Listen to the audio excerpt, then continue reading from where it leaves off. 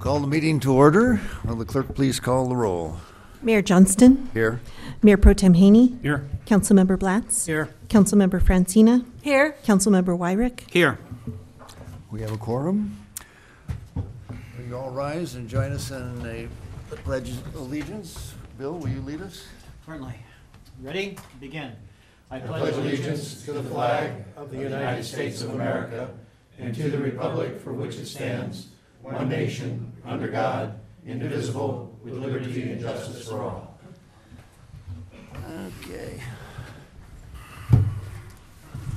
Approval of the agenda. Are there any changes in the order?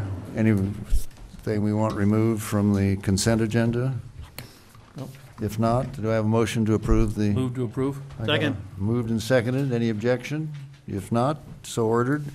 We have a presentation. Is Sophocles in the, there he is. Come on down. Hello. Good evening, Mayor and council members.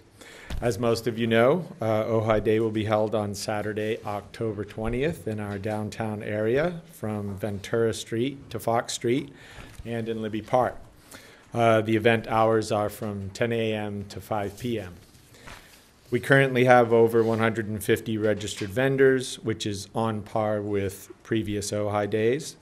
Ojai Day will have 5 stages, including a teen stage, children's stage, local artist stage, entertainment on the gazebo stage, and the beer garden stage, which is organized by the Ojai Valley Lions Club. Ojai Night will go until 10 p.m. on South Montgomery.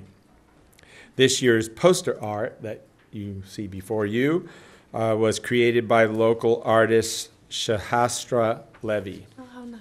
Yeah. It's called Orange View Dawn. A little information about the artist, and you'll probably guess by this, but that I didn't write this up myself.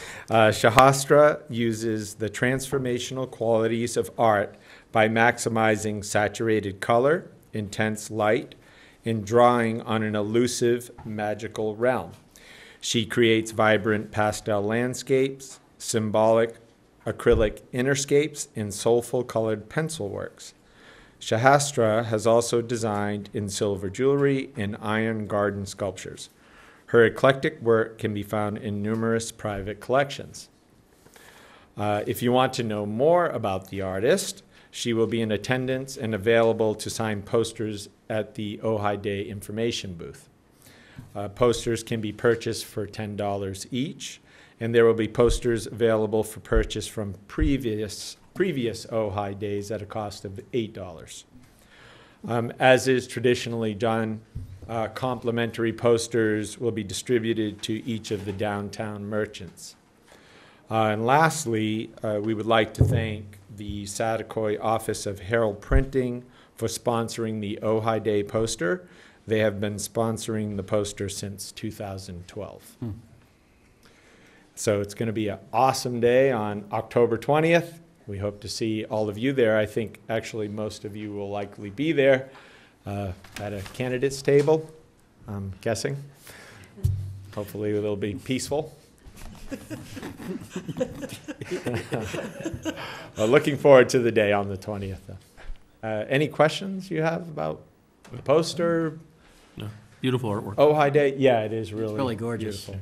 Yeah, we had about seven entries or submissions, and this is the one that was selected.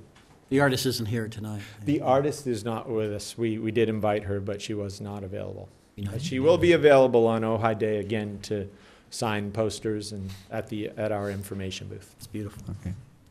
Oh, Great. Thank you, she's a Sal. All right, long- hope to Okay. see you there. Thank you. Thank you. Look forward to it.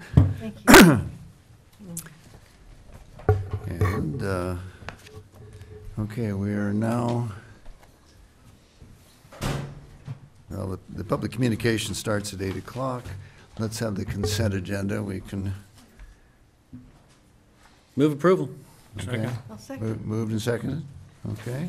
Any discussion? If not, no objection, so ordered.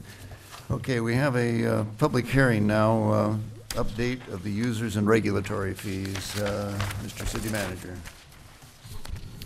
Thank you. We have our Finance Director, Rudy Livingston, and he will be introducing our consultant, who will be giving a brief presentation. Of course, the original presentation was given to City Council back in June, and we've had to continue the hearing a couple of times. So I will turn it over to Mr. Livingston, and if you could introduce Mr. Manson as well. Yeah, tonight we're here to continue the public hearing on the building and planning fees that we began. We opened the hearing originally in June.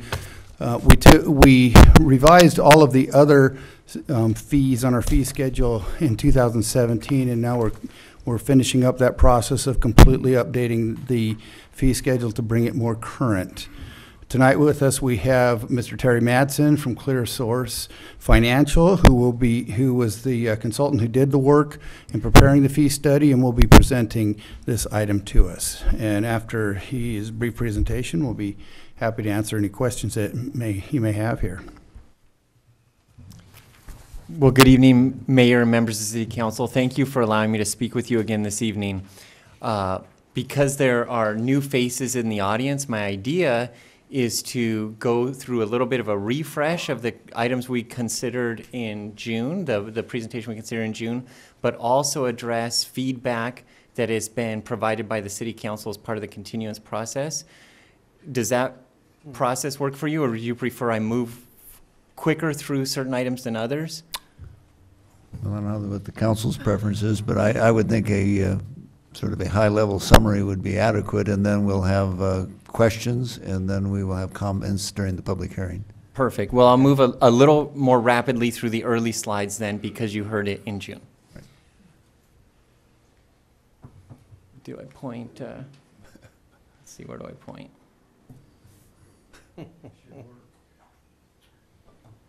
Maybe do I have to hit? Thank you for your presentation. Good evening. Let's see what we got here. Yeah, well, it's a bit higher level than I expected, but. Is there another way? Let's see if I'm not holding it right. Oh, there we go. That felt like something happened right there. There we go. Thank you, Rudy. Okay. So where did you point? That's the key. Oh, anywhere. Should pick it up anywhere here, Terry. Okay, there we go. So as a reminder, what we're discussing this evening are commonly called user fees, user and regulatory fees. These are not taxes, these are not fines, these are not penalties. These are fees that the city collects for services that are provided either at the request of an individual or entity, or on behalf of an individual or entity. But just quick interruption on that. What's before us tonight does have a fine schedule in it. But not what we're considering this evening. Well, the fines are only... It's in what was presented for us to approve. But there's no changes proposed to that Well, schedule. that's different from it not being in there. Okay, so what we're examining this evening are building and planning fees. I'll highlight those specifically. That is what is under consideration by the council this evening. There are no changes proposed to the schedule of fines. So before adopting fee schedules, cities periodically conduct what we call fee studies.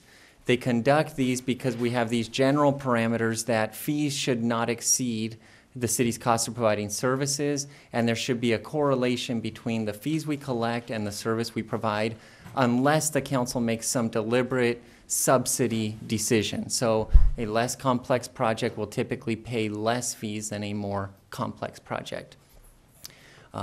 Fees are seen as a recovery method for services of direct benefit. As you, as a council and as a city, try and make decisions about how do we use our general fund resources, we try and say, well, we have to make choices about, are we going to dedicate more general fund resources to services that provide a more community-wide benefit, and try and find specific revenue sources for services that provide a more specific benefit. Additionally, communities update fees because we have a service level expectation as a community. So we say, I'm wanting a building permit, I'm wanting planning review, I have a service level expectation. Collecting fees for services helps communities continue to meet that service level expectation. The fees that we are considering this evening, or that we considered in the fee study, are limited to planning fees and building fees. The Cities throughout the state and the city of Ojai collect a wide range of fees, but this study was specifically examining these two categories. Again, user and regulatory fees are collected to offset the city's cost of providing services. So we can identify a cost of service, and then the city can make a policy decision of how much of those costs, if any, it wants to recover from fees. Over and over, I use two concepts, these two phrases that may be unfamiliar. One is cost of service, and the other is cost recovery. I'd like to spend just a little bit of time going through those two concepts. The first, cost of service. So the city's cost of service can be expressed as what is the value of labor time and how long does it take us to perform services. If you multiply those things out, it provides a cost of service. So if we said the value of our labor time is $200 per hour and something takes us 2 hours to do, it's a $400 service. If it only took us 1 hour to do, it'd be a $200 cost of service. That's the cost of service. Cost recovery, cost recovery decides how much of that cost of service does the city want to recover from fees. So the cost of service is a calculated amount, and the city can recover up to the full cost of service, but not more than that, or it can choose to recover less than that. What's important to note is that if the city chooses to recover less than the full cost of service, the cost is still incurred.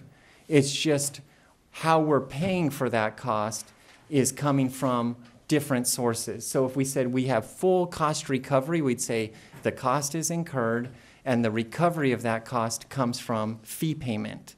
If we have partial cost recovery, we'd say the cost is incurred, but the recovery of that cost comes from a combination of fee payment and some other city revenue source, which is typically taxes, right? So your general fund taxes.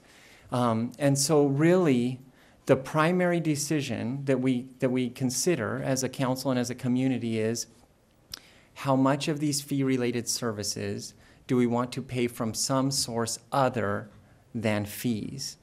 I've heard it expressed as, let's say I'm doing a kitchen remodel that requires plan review and inspection. Do we want to use the general fund resources of the city to cover a portion of those kitchen remodel review and inspection costs? Or if I am looking to have my structure designated as a historic structure, do we want to use some of the city resources to cover the cost of that because we value historic structures? So it's these policy decisions of what do we want to recover from fees and what do we want to fund from the general funds. So now specific outcomes to Ojai are that we see under recovery for planning fees, and we see some under recovery on the building side, but not as significant in the under recovery. On the planning side, based on our analysis, it looks like there's roughly 20% cost recovery. Fees are proposed to increase, but not to get you to 100% cost recovery overnight. And building, again, there's this idea of a phase-in towards increased cost recovery, but not moving to 100% cost recovery overnight.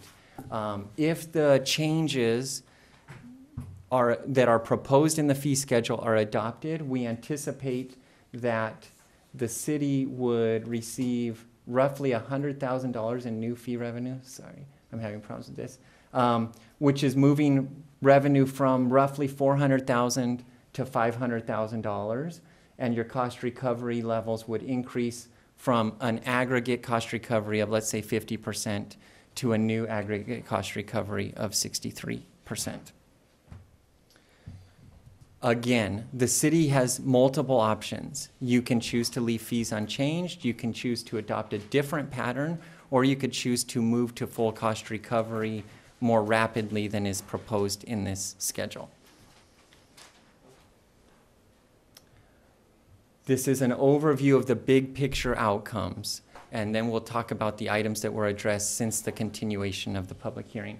But big picture outcomes is that the proposed fees generally would result in still less than full cost recovery for certain services in order to encourage community collaboration, things that Ojai values. So stuff related to minor projects maybe would have less than full cost recovery. Home occupations, appeals, giving people the ability to appeal without it having feel cost prohibitive. Those kind of things are still targeted for ongoing less than full cost recovery. Same thing with historic designation, but there is this idea of improving deposit-based billing recovery. So your planning fees are where you have your most significant under recovery, and some of those projects are deposit-based billings. The deposits have been restructured, so there's some deposits that have increased, but they've been calibrated or recalibrated to the idea of this underlying anticipated level of effort. And then on the building side, you recently implemented new building permit software. It was, I think, a multi-month implementation. So instead of radically altering the building fee schedule, it's proposed to continue with the existing building fee structure, but enhance cost recovery, get some time with the new building permit software to see how the implementation goes, and then consider updating fee structure on building. After the continuance of the public hearing, several items were addressed. They're addressed in your staff report, but I thought I would further address them here. One significant concern was the idea of planning fees and the deposit-based fee structure, and the idea of, if I'm a consultant, I'm incentivized to maybe bill as many hours as possible because that's how I recover my revenue. Let's say if I'm a planning consultant to the city. Or maybe asking for a set deposit amount in advance creates challenges from a fee payer where we might know this project's going to be easier than this deposit indicates. And so the idea of doing everything on an initial examination and then deciding, for this project, give me $1,000 up front. For this project, give me $5,000, and then I might come back and ask you later. And just wondering, generally, is what we're doing in Ojai bizarre or normal? Is it appropriate to Ojai? And our thoughts there are this idea of using deposit-based fees for planning projects and scaling the deposits, but having a set deposit amount is normal within the state, and it is normal for agencies like Ojai, residential communities, primarily residential, and not cookie-cutter tract home type stuff. Also, the idea of when you're using consulting staff, that's cost, those are bills that are going to come into the city regardless of what the fees actually are. So wanting to make sure that the city is made whole for that consulting time that you're incurring. So when you're receiving bills from the consultant, wanting to make sure the city is made whole. And then most of your communities do scale the deposits the same way we've proposed to scale for Ojai. They may have different deposit amounts, but there is this concept of scaling, lower deposits for simpler projects, larger deposits for larger projects. We do not typically see a deposit-based structure that says all deposits to be determined. In the staff report, we addressed that, but the challenges that creates, we think, would be project slowdown, and then going back to the applicant multiple times and saying, I need this from you, and I'll wait for your payment before I continue work. And just, you have some staffing constraints at Ojai, being a small community, where you want to simplify as much as possible, but also establish proportionality and fairness. And so the other things we think about are the idea of potentially overbilling or abusing a fee payer. You don't rely exclusively on contractors. You do have in-house personnel that are planning experts, and so they are tasked, truly the city is tasked with oversight of every planning project. Even if we use the resources of an outside consultant, we're still the lead entity, and so we can examine it and say, do these hours feel inappropriate based on my expertise as a planner. And then if we receive feedback from an applicant, we can go to the contractor and say, what's going on here? You can also modify your contract service arrangements. So there are checks and balances built into your system. And again, it is a common system. The other question that was brought up was linked to the building fees and whether the trade permit fees like mechanical, plumbing, electrical permits were in addition to the building permit or whether the building permit covered all of them. They are, there are certain projects that do not require a building permit, and so building permit fees would not apply to them. They require a mechanical permit or a plumbing permit. But there are other projects that require a building permit to inspect structural concepts or the actual building, and then the mechanical, plumbing, electrical permit fees are applied depending on the number of appliances that are required to be inspected. So they are additive, but not every fee payer would pay a building permit fee in the table. They might just pay a mechanical, plumbing, or electrical fee. There was also the question addressed about maybe taking plan review of building permit fees to a deposit-based structure because of the idea of differing qualities in plan submittals. So if I'm a great engineer or contractor that does business with the city a lot, and I know what I'm doing and I submit good quality plans versus someone that doesn't, I may be paying more than my fair share versus somebody that gets off easy, that kind of thing. And that is an absolutely correct statement. There is not a perfect structure. The perfect structure would be time and materials for everything. The challenges with that, again, we do not see communities typically going that route, especially on the building permit side of the shop, because of the number of deposits. So in the planning world, there is a high use of deposit-based billings because the projects vary widely and you receive so much less of them. In the building world, you receive hundreds more permit applications than planning applications, and the city has to manage each of those deposits and make sure that I'm holding those funds in trust, I'm asking for the money, when I need it, I'm giving it back. A lot of administrative resources that you are currently not funding. It's just a service level that's not funded in the city of Ojai, so you would have to, before moving down that road, you'd have to decide, okay, how are we going to enhance our service levels to allow for that? But again, typically what we hear on the building side of the shop from our fee payers is they're valuing, they're used to the formula-based approach, and they're valuing knowing, I know what my fee's going to be, I'm not wondering what my fee's going to be. And the fees are set based on what we would normally expect, so they don't assume worst case and they don't assume best case. They assume 6 out of 10, 7 out of 10 times we're going to be somewhere around this number of plan checks, that kind of thing. So again, your structure is consistent with the state, and we think if you moved away to a true deposit base for every plan review, you'd have some significant administrative challenges.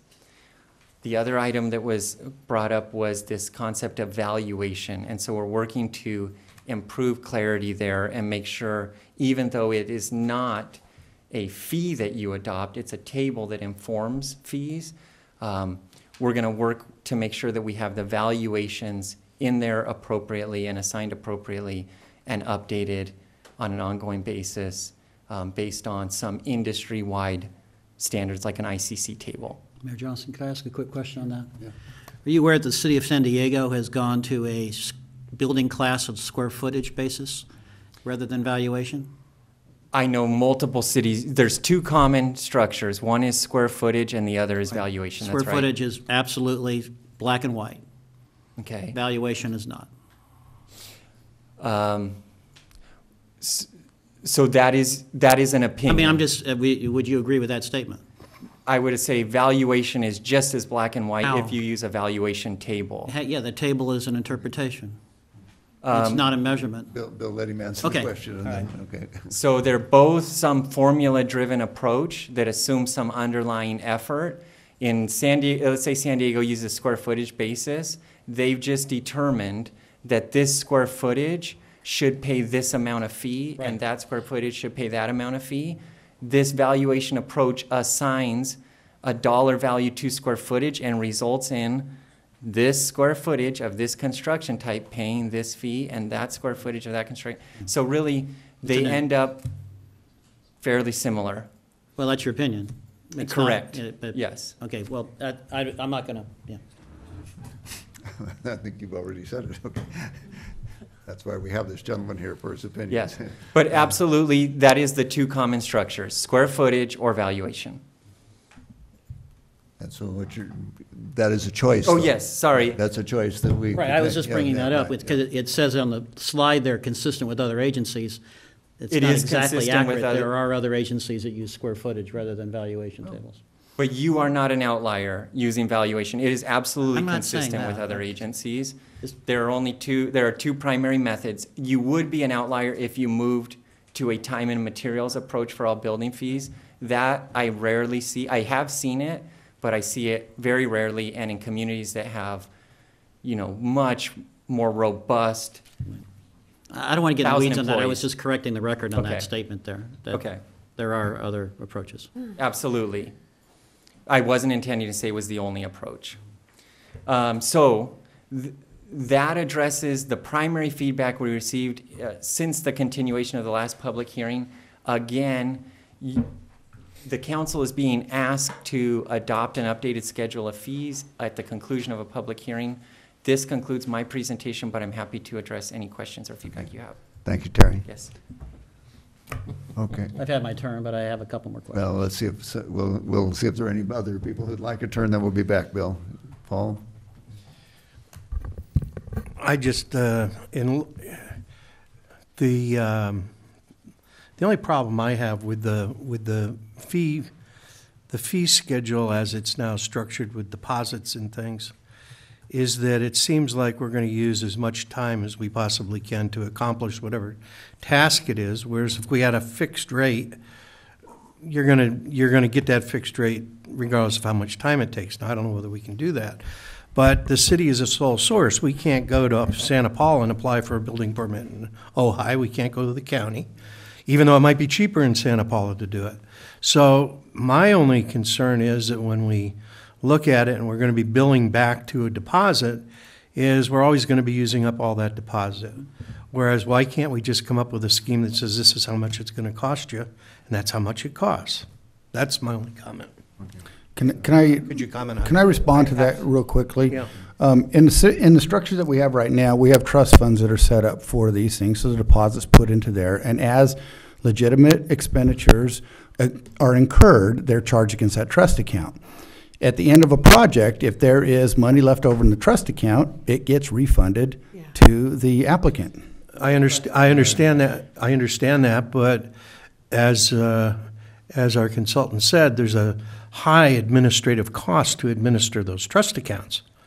So if we didn't need to do that, it seems to me that we would save a lot of money on the administration of the trust accounts if we could just come up with as Councilman Wyrick suggested, a square footage. If it's a square footage, this is how much you pay. You don't have to worry about accumulating costs. But I don't know what special costs would come in on a 100 square foot or 200 square foot project here that wouldn't come in over here.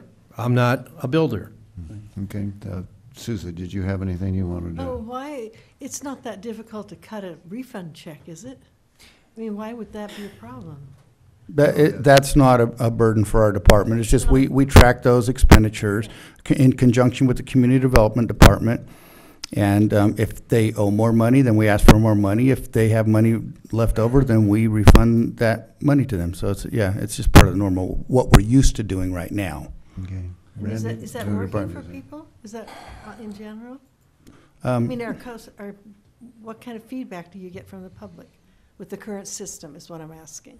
I think people are happy to know when things have been taken care of appropriately and they've been watched over. That's the big concern always, is making sure there's that stewardship to make sure that the funds are being used wisely and the appropriate amounts being charged. Other than that,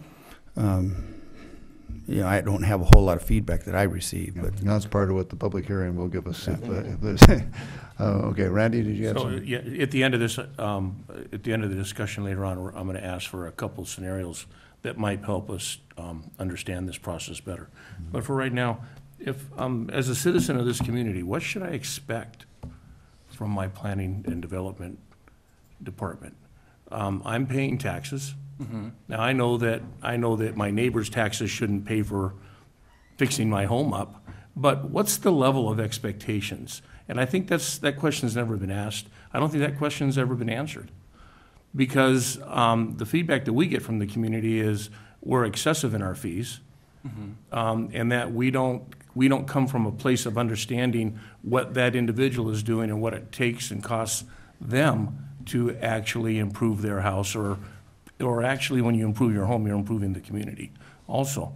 So that's one question I haven't seen anyone address or answer, is actually what is the expectations that I as a citizen should, you know, what should I get from my Okay. building department? That's more of a question for us policymakers, and I'll But- take a stab at it later, but go ahead. So that's probably my, my bigger question there. The other one is, how do these policies that we're gonna be looking at later on this evening, do with the state mandate regarding affordable housing? Because it sure seems like we didn't look at any of our fee structures in relationship to how we can help people build ADUs in our community, which are mandated by the state, which would help this community tremendously. I didn't see anything in the fee structures that identified anything specific, any specific changes to that. Okay. There's another policy question that I think gets applied depending on what I assume that the analysis was based on what we've been doing and what the reasonable recovery is, or the reasonable cost of service.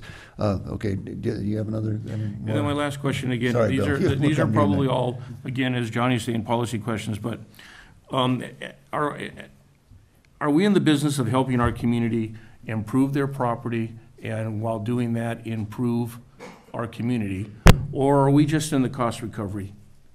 Because it seems like everything that we're gonna talk about tonight is about recovering costs. Absolutely. It's not about what we want from our community and how we're helping our community. It's, well, you're on your own, we just know that we gotta recover this amount of money. Yeah. That's a question for us and the city manager. But it is a good umbrella question. That is the crux of the matter. Bill, you have something? Yeah, just a couple questions.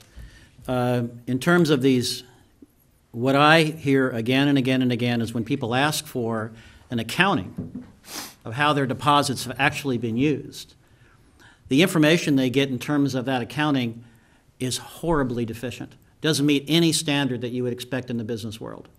In other words, do we have a policy, a standard of how those invoices, our explanations of how those deposits have been used are actually itemized in terms of task? Because what I've seen when people have showed me what they've been given, when they've been asking for an accountability and transparency as to how those deposits have been given, they get a little piece of paper, handwritten, says hours and time per hour. That's what I have been shown. Yeah. Okay? Okay, So I don't think, do we have any kind of policy standard for how those invoices should be Okay, itemized? Bill. That's a question. Okay, the questions should be directed. Well, he doesn't do the policy. I realize that, so my next comment is that when we deliberate, we'll talk about the policy, and that questions will be Well, certainly then I'll appropriate. ask one more question in terms of cost recovery. Okay. Why is the recovery rate for planning against deposits $225 an hour, which translates into a full-time equivalent compensation effort of $468,000 a year? And the recovery rate for building officials is only $155, which translates into $322,400 annual rate. Yeah, I can answer that. Good, thank you. It relates in every city you visit, when you look at their fee studies. Well, I'll be careful using the word every. In most cities you visit, looking at their fee studies, planning as a department has the highest hourly billing rate, followed by like land development engineers, and building at the lowest end. And the primary reason that we see for that is because planning gives the majority of the front-end assistance. And so what we're treating these departments like is almost like self-sustaining entities, at least for the purposes of this analysis. And then you can decide whether you want it to be a self-sustaining entity or not.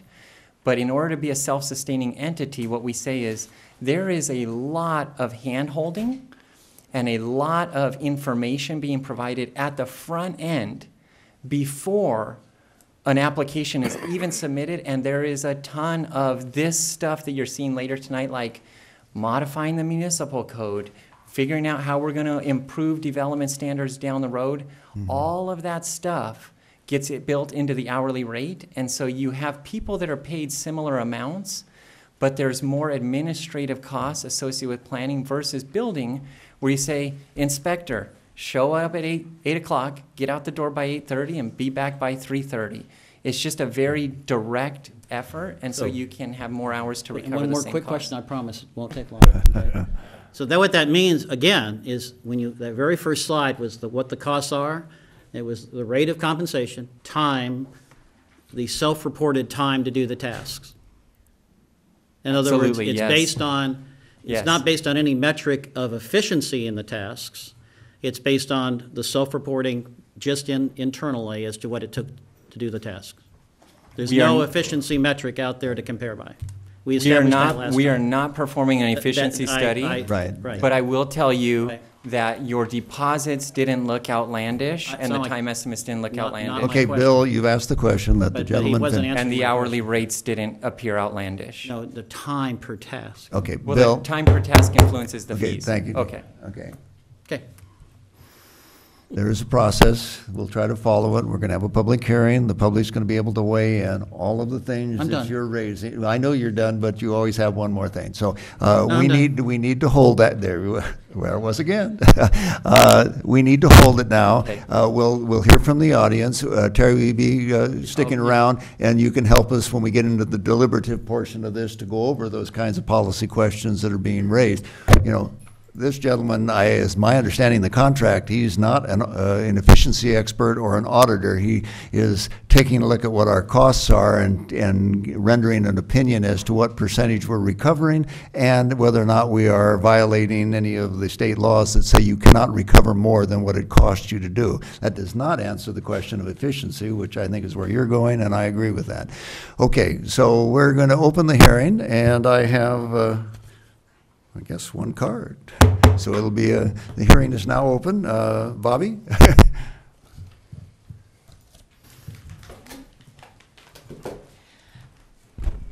My name is Bobby Corbin. I have 3 minutes. I could probably spend 3 hours on this topic.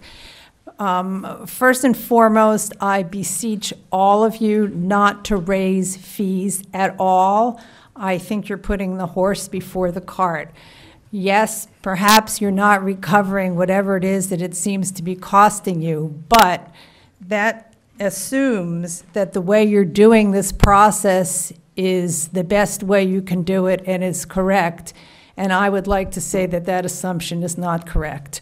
That I think that our entire permitting process is unclear, unfair to the applicants, wildly expensive. I've spent 20 years doing design work and building projects in Massachusetts.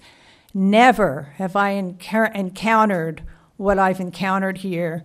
I'm a member of the Planning Commission. I've been there for 2 years, trying to learn how the system works and why.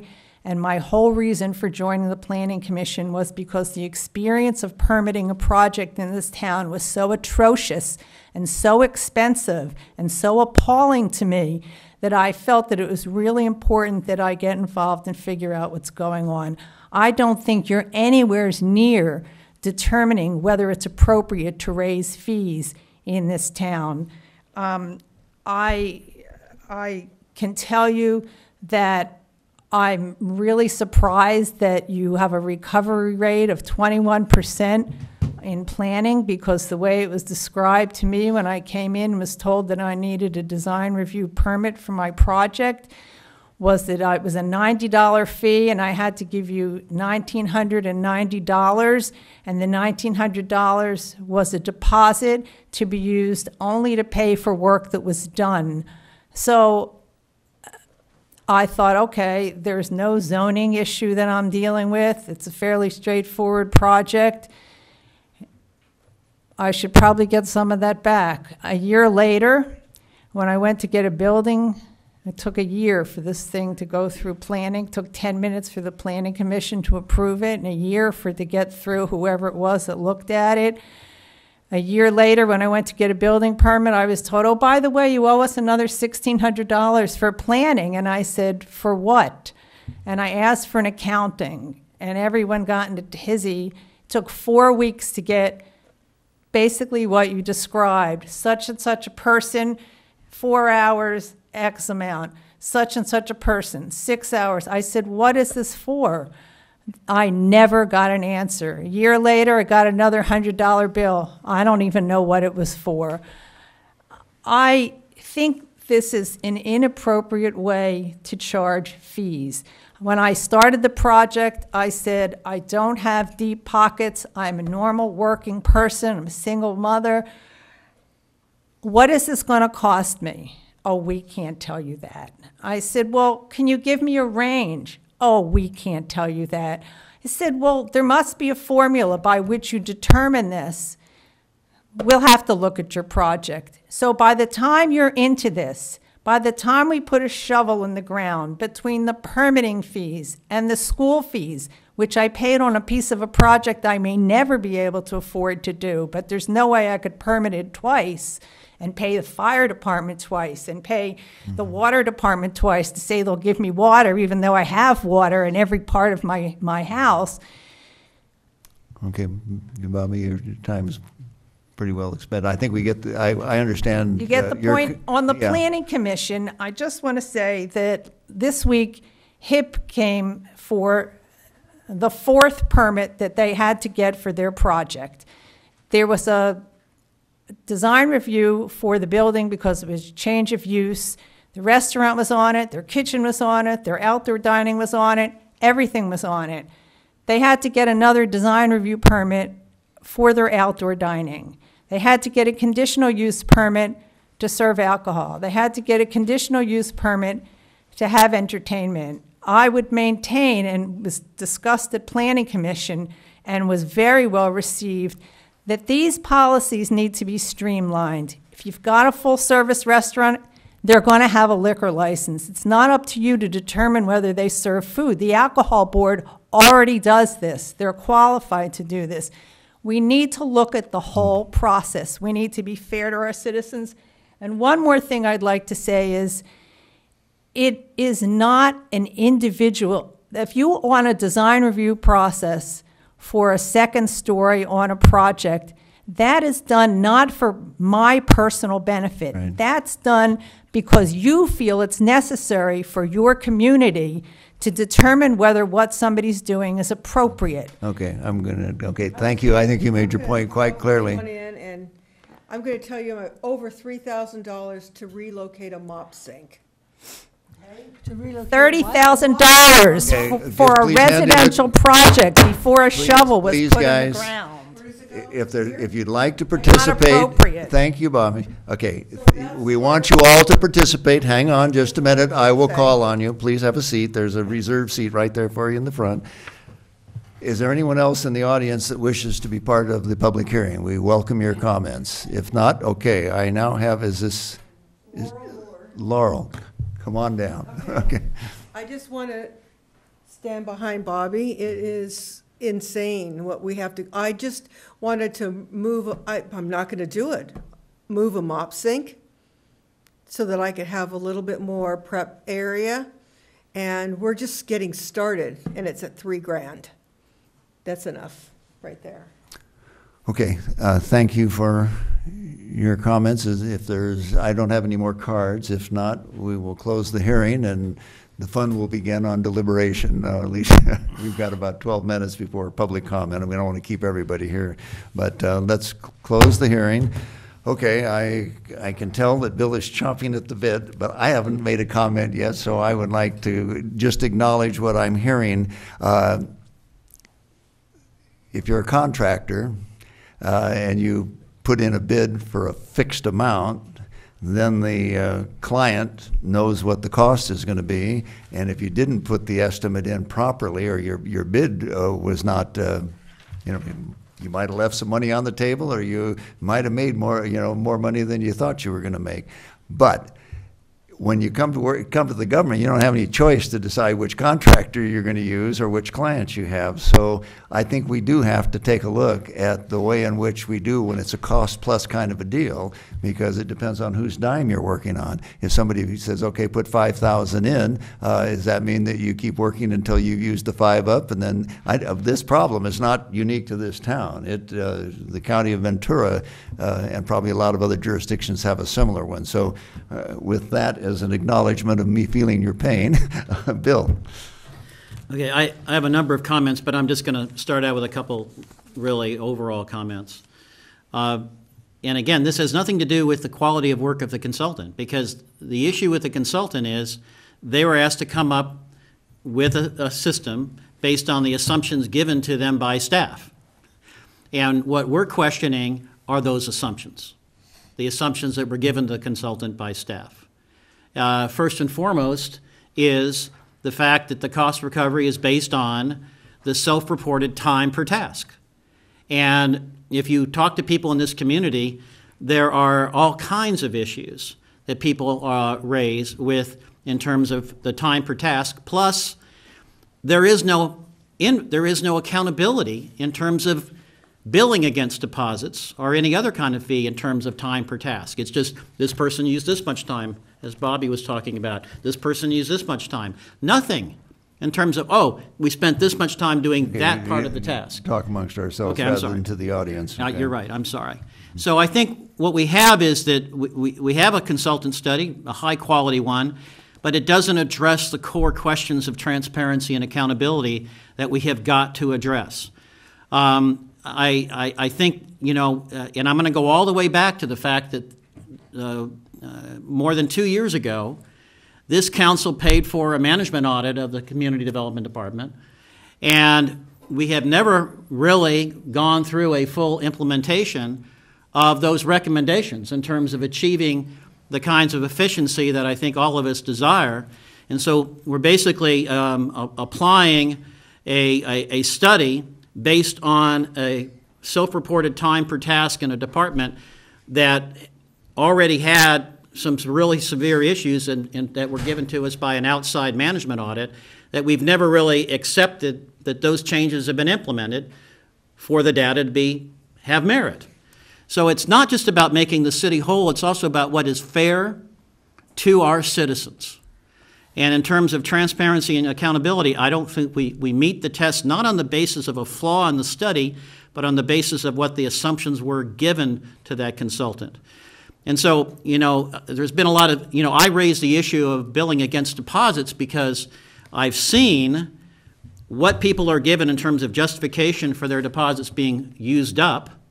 And what I raised is the issue of you have a better system from at least what I deal with in the business world, a standard of efficiency where people have choices about where they get their services from, is that you do a base fee to get started, and then you are given invoices that justify the additional charges as you go. And we have completely inverted that.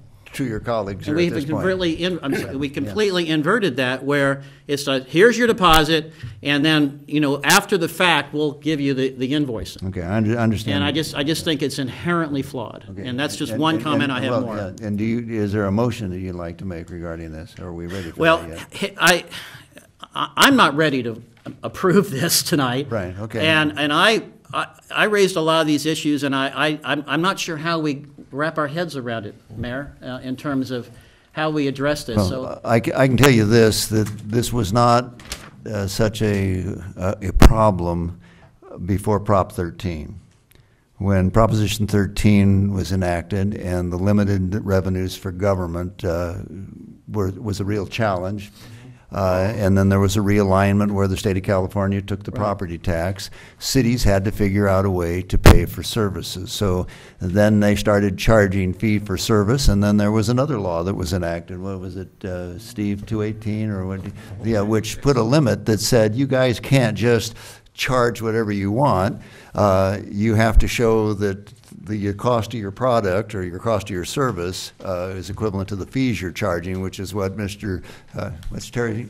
In fact, that is his expertise. To be sure, he looks at what our labor costs are, and he applies it to the, I guess when I take my car into the garage to have it worked on, there's a schedule, a labor schedule. It tells you how much to change oil, how much, that kind of a thing. We don't really have that, but we sort of have that. But what has happened over the years is that it's a revenue, and as long as we're not charging more than what it costs to provide the service, it's sort of governments have come to the conclusion that they can charge whatever they want as long as it doesn't exceed what they're spending. That's kind of a strange game you're playing because we're in control to a lot of degree when you're doing design review and that kind of thing as to how much time it's going to take. And as we have a habit in this town doing, we keep running around the pole and somebody else is, paying the meter. Mm-hmm. Paul. To kind of get back on a little bit of what I was talking about before. And one of the reasons why having originally been from Connecticut and why I found cities' building costs, building permits and things are a lot less there is because we didn't have Proposition 13 back there. Taxes were going to the city, they were adjusted annually, and there was a lot more revenue to go around. And a community responsibility for a lot of this. And so, it's a whole different formulation as to how the city is funded. So there was more money available to support building costs, even though the costs back there were probably about the same as they are here. The consumer was not being charged that as much as it is here. Now, I still can't get my head around, if you're going to apply for a building permit to build a house, why can't there be a standard fee for the building permit? Mm-hmm. And that should take care of 75, 80% of all houses that are going to be built. And then if it goes over that, then there's somehow you are charged extra. That's the part I don't get. When somebody comes into my office and they want an estimate they want a fixed rate estimate on what it's going to cost, and I give it to them. Well, I'm going on, years of experience, and sometimes I make out a little better, and sometimes I make out a little worse. But why can't the city do that? I think our hands are tied to a certain degree, but I'm not sure. Okay. Terry, Could I just, I want to hear from Terry, and then we'll come. Do you have a question here? Yeah. You brought that question up earlier, and I didn't get a chance to answer it. On the building permit side of the shop, that is what happens. People walk in the door and say, I want to build this house, and I want it to have 3 bathrooms and this many square feet, and I want it to be composite shingles. Here's your number. It's pre-building in the planning stages where people say, how much is it going to cost me? And planning says, I don't know. I'm going to ask you for a $5,000 deposit because this thing could be easy or it could be nasty. Let our contractors or our associate planners look at it. But planning projects, what we hear from planning experts is 2 projects could have the exact same name, conditional use permit, and be very different in effort. And so we say, I'm going to set a deposit that's close to a baseline level of effort, I would assume, for the majority of projects coming in the door. But if you're easier than the majority, you should end up getting some money back. But, Mayor John? Just a second. We're gonna, just a minute. And if you're harder than the majority, I should be asking you for some more money before this thing is over. But on the building side, they should get a fixed fee. Okay.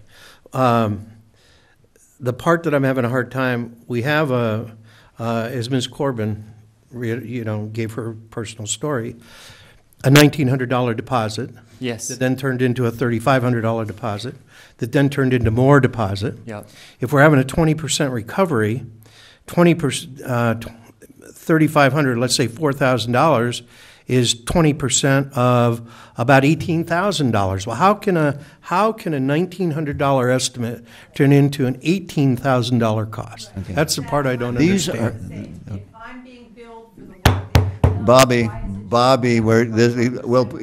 I will but- give, Bill, Mayor. we will give everybody their opportunity. Let's kind of give some order to this.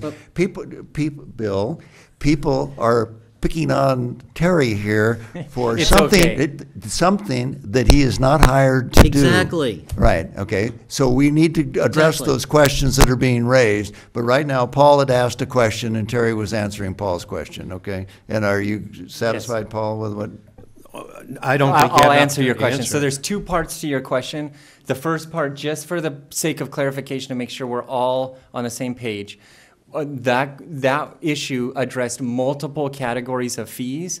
Planning was one of many. School fees, water fees, those are usually big dollar fees. If you're paying $30,000 for a project, my gut is it's not Ojai planning conditional use permit. It's because you're paying an $8,000 school fee or an $8,000 water fee. So there was lots of fees addressed in there that we did not examine as part of this study, but it was a buildup of multiple. But with regard to the true planning fees, My question is the 21% recovery fee. If I'm being charged for what you've actually done, why is your recovery fee only 21%? so that is in our analysis, what we showed is that there were total costs to the city's planning division. We went and did a staff interviews and said, how do you spend your time? Exactly. And again, those answers, while we didn't sit and follow staff, the answers did not appear to be radical outliers or anything from what we see in other communities, in other planning departments. And when we asked for additional details about why do we have this kind of public information time, it aligned with the outcomes. So there wasn't just a broad acceptance of whatever you tell me, I will believe. I still look at it and say, does this marry reality from what I see in other communities? And the answer is it did marry reality. But the challenge was, the reason I see 21% cost recovery is because the reality says that we spend 65% of our time doing these fee-related projects, and that should correlate to hundreds of thousands of dollars, but we're only bringing in $100,000. So we're not actually on those deposit-based billings, we're not even actually billing for our true full cost of service today. Bill, hold it just a second. In your experience or your company, do you provide the service of taking a look at what is a reasonable processing time so that when you apply that to the hourly rate, because we might be the cheapest, have the lowest hourly pay for our employees, or maybe we got the cheapest consulting contract out there, but it takes us longer to get there because of the red tape and the speed with which we work. That would be the question of efficiency. Yes. So just to clarify my answer, I will tell you, we do not come in and say your building official should be this efficient and your inspector should be this efficient. We don't do a true efficiency study, but we look for broad parameters based on what we've seen throughout the communities we work with. Right. And if a building inspector is telling me, hey, I'm 30% billable, I do a lot of just sitting here answering council questions, that's going to alarm us. But we didn't see those kind of answers. What we did see is low recovery, and when we asked, hey, you're saying you're spending a lot of time on this work, that time is worth money, but you're not bringing in that much money, the answer we got is it's tough to even bill for the amount of time we're spending. And I will say the way that we encourage the idea of potentially reducing some of these is streamlining municipal code, streamlining policies and procedures of if there are things that could be wrapped together into one application and one fee, then your fee payer should pay less money. But today, the study is based on Right. How long does it take to So do in, this? in and that? effect, if someone were to sue the city and say you're recovering more than what it costs for the service, you would be the sort of expert that would be able to take a look and give an opinion. No, that's not more than what it costs them to provide the service. Now, whether or not that's an efficient service is a different question. Is that- Absolutely. Okay, Bill. Okay. So, It's past 8 Well, o'clock. Okay, we'll take Bill's question and then we're no, going to take. well, I'm No, it willing to says wait. You'll wait, time okay, certain. okay. And I hope we get rid of that as soon Sue, as you're, possible. I know. Hate Thank you for your protest. Okay. We will recess our deliberation on this subject, and we will now take the questions from the public. Hi, Dale. Okay. We have more? Okay, John Williams, you're up. Is John out there? Okay, and I'll call so that we can move through these. There's a chair up here in front, so is it Those are the rest of council. Petrie, Alexander Williams? Is that a coincidence, or is that? Okay, Hi, thank Okay. you. Hello, Mayor and Okay. members of the council. May I start now? Yes. Okay, great. Didn't want to interrupt. Thank you for letting me speak today. I just wanted to introduce, I am having the World Entrepreneurs Economic Development Conference here in Ojai on October 26th. It is a business and education expo in the cannabis industry. And I actually got the idea from the council when you guys legalized adult use last month. And I jokingly thought, well, to increase cannabis tourism, they would, should do a conference. I looked into it, and it seemed like a viable business opportunity. A lot of communities are doing them. I went to 3 of them in downtown LA last month at the LA Convention Center. So they're very big. They have hundreds of vendors, and they're business to business. It's a wholesale type of convention. So there's no retail sales there. We're not going to be selling any drugs there. It is strictly business, education, and networking opportunity. We're going to bring about 100 millionaires here to town to spend money. These guys are very well-to-do. It is not a arts and crafts fair. This is a high-level business-to-business expo, and I think it's really going to help the community with a lot of business brought to the community. We're also tying a charity fundraiser into it in the evening. The expo is just a daytime thing. These guys just want to do their 10 to 5 and get out of there. They're doing business. To make it a private event, I bought out the whole hotel where we're having it, and I had a lot of space in the evening. She came to me, Safety Harbor Kids, said we were devastated by the Thomas fire. Our fundraiser got taken away from us this year. What do we do?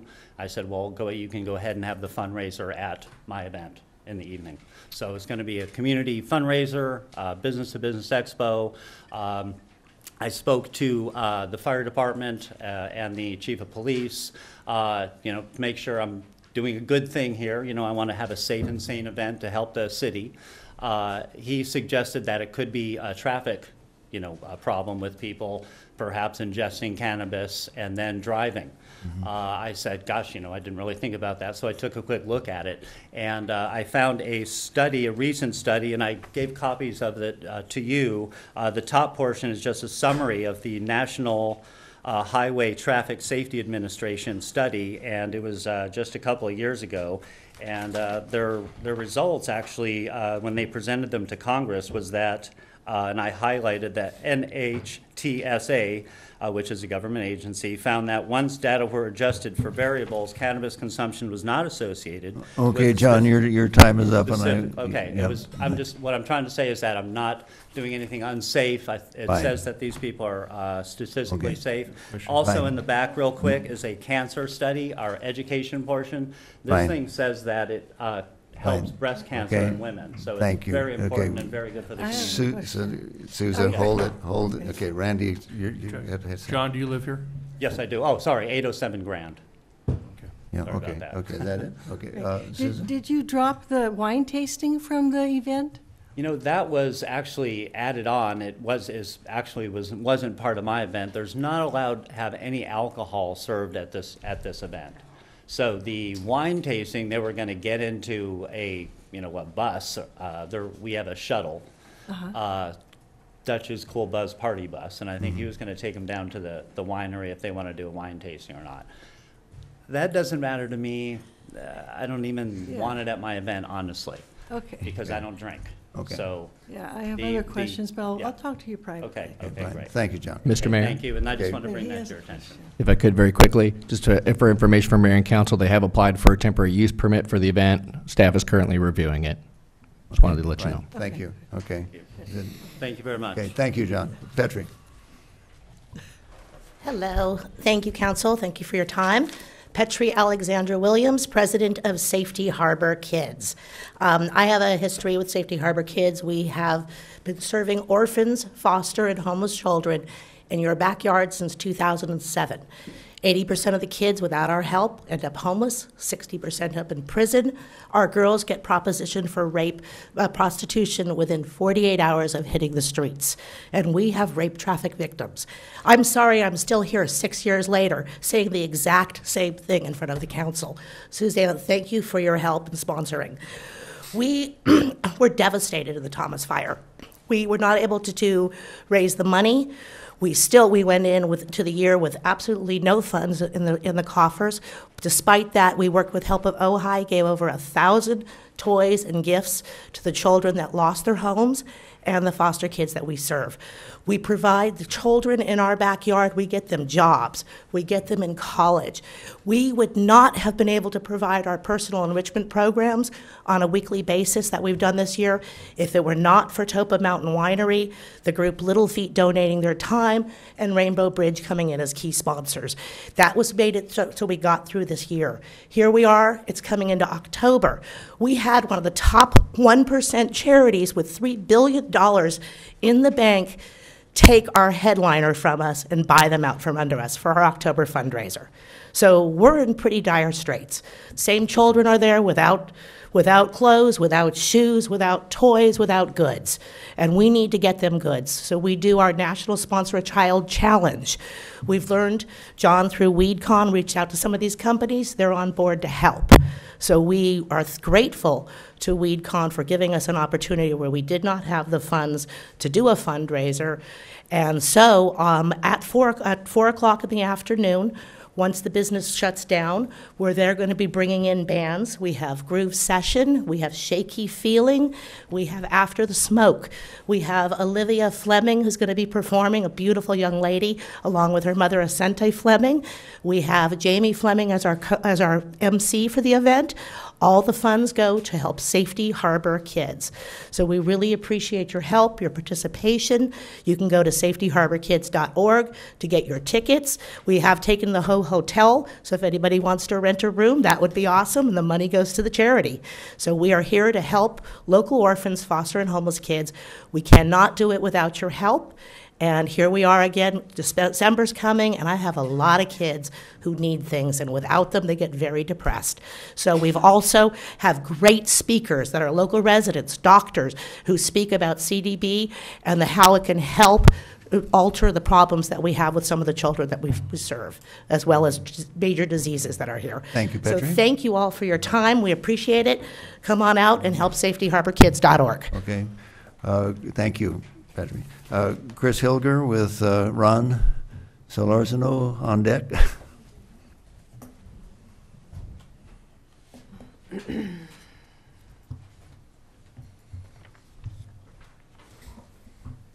Council members, mayor, city manager, Chris Hilger, 704 Park Road.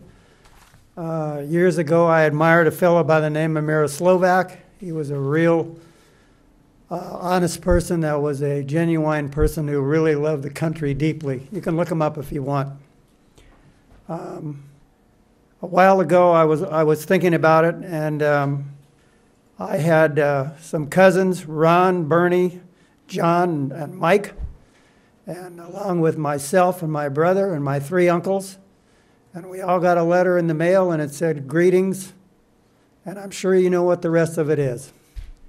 And what I'm up here tonight is I won't go into it, and I'm not going to go there. The country is extremely fractious now, and I'm sorry for that. And in some ways, see it heading for a wrong direction.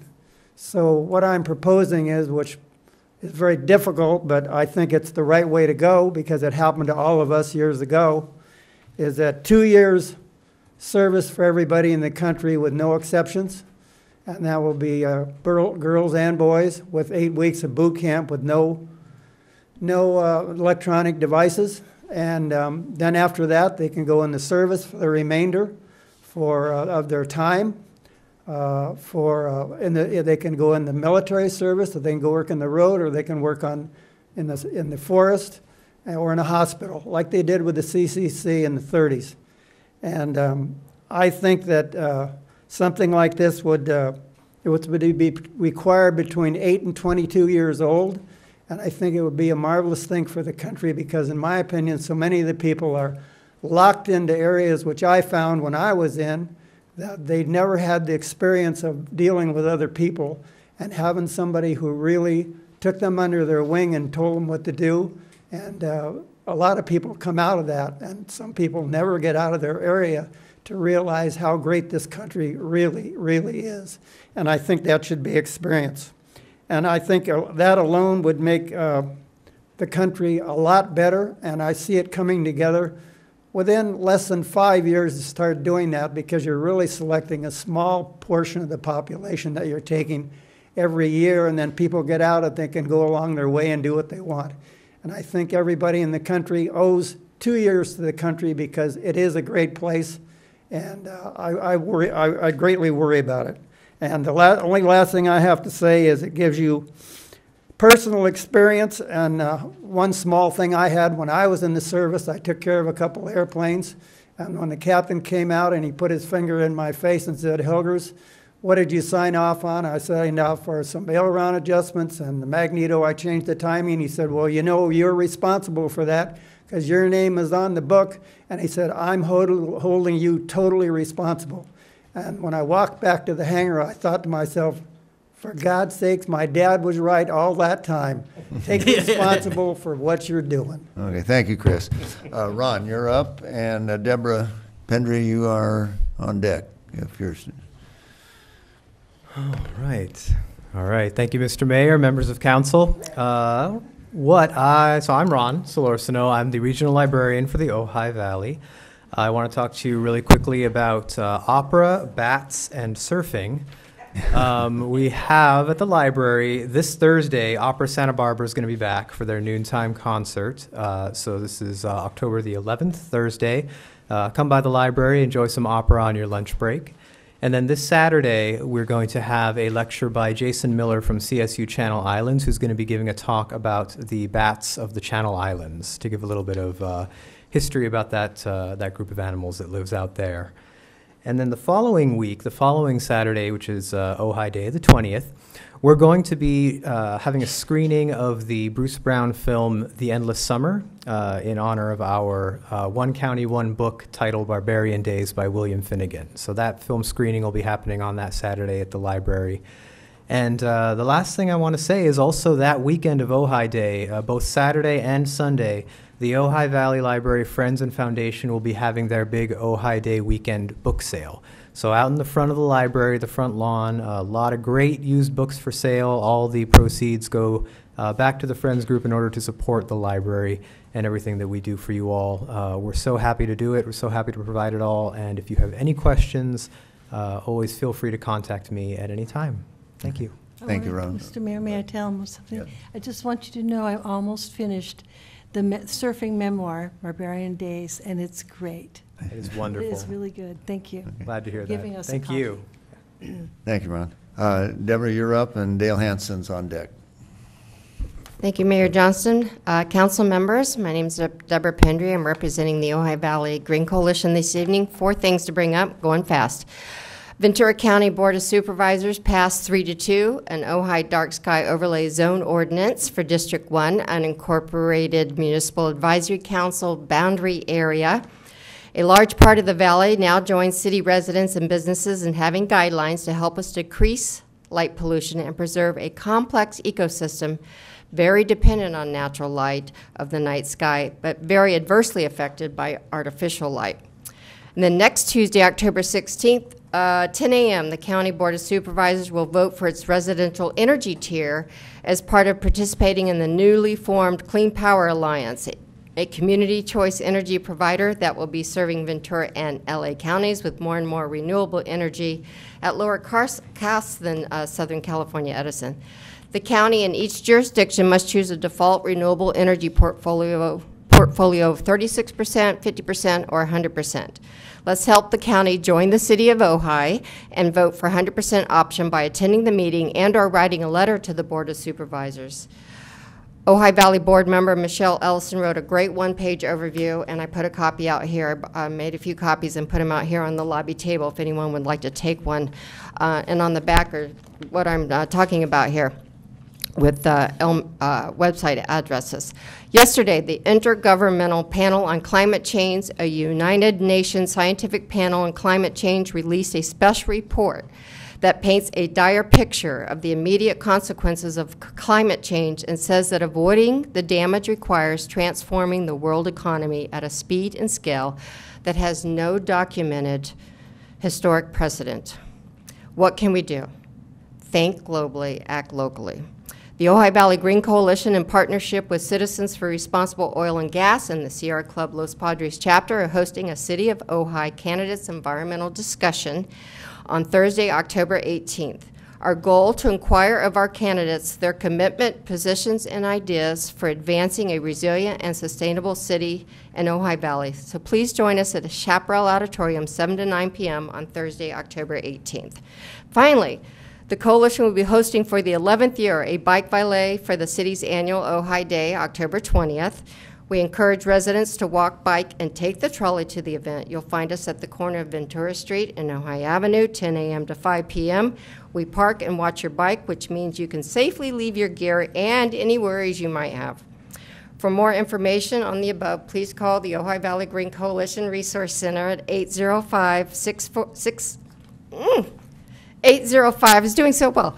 805-669-8445, and our website address is ohiValleyGreenCoalition.org. Thank you. Thank you, Deborah. Dale, you're up. And is it Kayla? Yeah. Okay, Kayla, you're on deck. Good evening. I'm Dale Hansen. I live in the city of Ojai. Hi, Bill. This November, the residents of California will have an opportunity to vote on what I feel is a very important proposition. It's Proposition 12.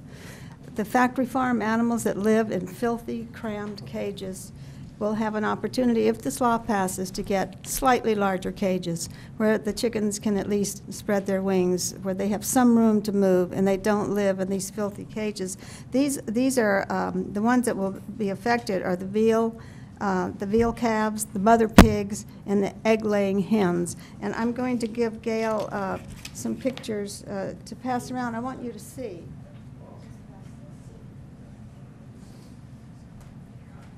I want you to see how these animals live in their short lives. It's horrible, and we could do better. So I'm asking that the city endorse Proposition 12, and I'm asking that everyone vote yes on Proposition 12 in November. Thank you very much. Okay, thank you, Dan.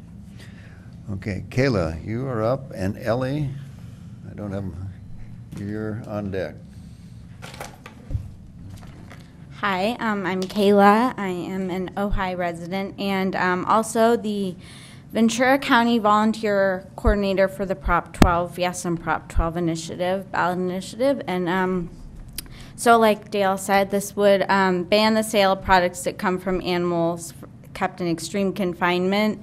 And this is basically an upgrade to Prop 2, which passed 10 years ago, and this is a sales ban, meaning that products that come from these animals from out of state would have to come from facilities that meet our standards, so it would be put California ahead of the rest of the country. And so I collected over 600 signatures to help get this on the ballot, mostly at the Ojai Farmers Market.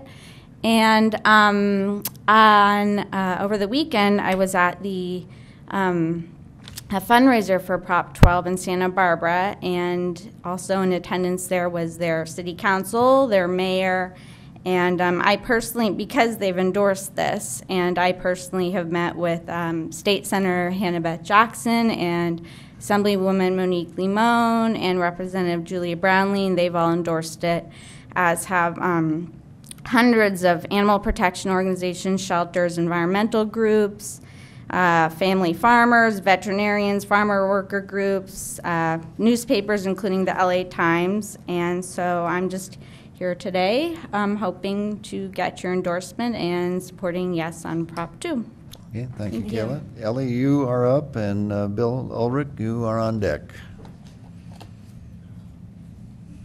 Hi, good evening.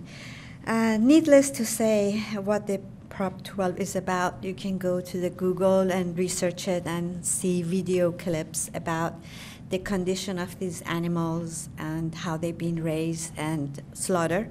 So I'm here to say that I'm saying yes, and I'm asking everybody to say yes to this prop as well. Thank you.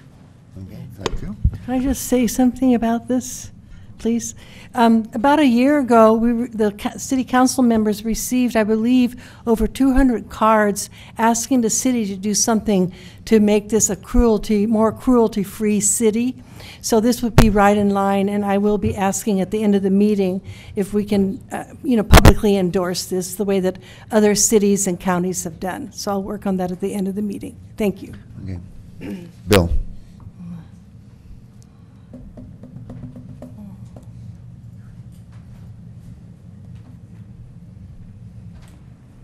Good evening, council, staff.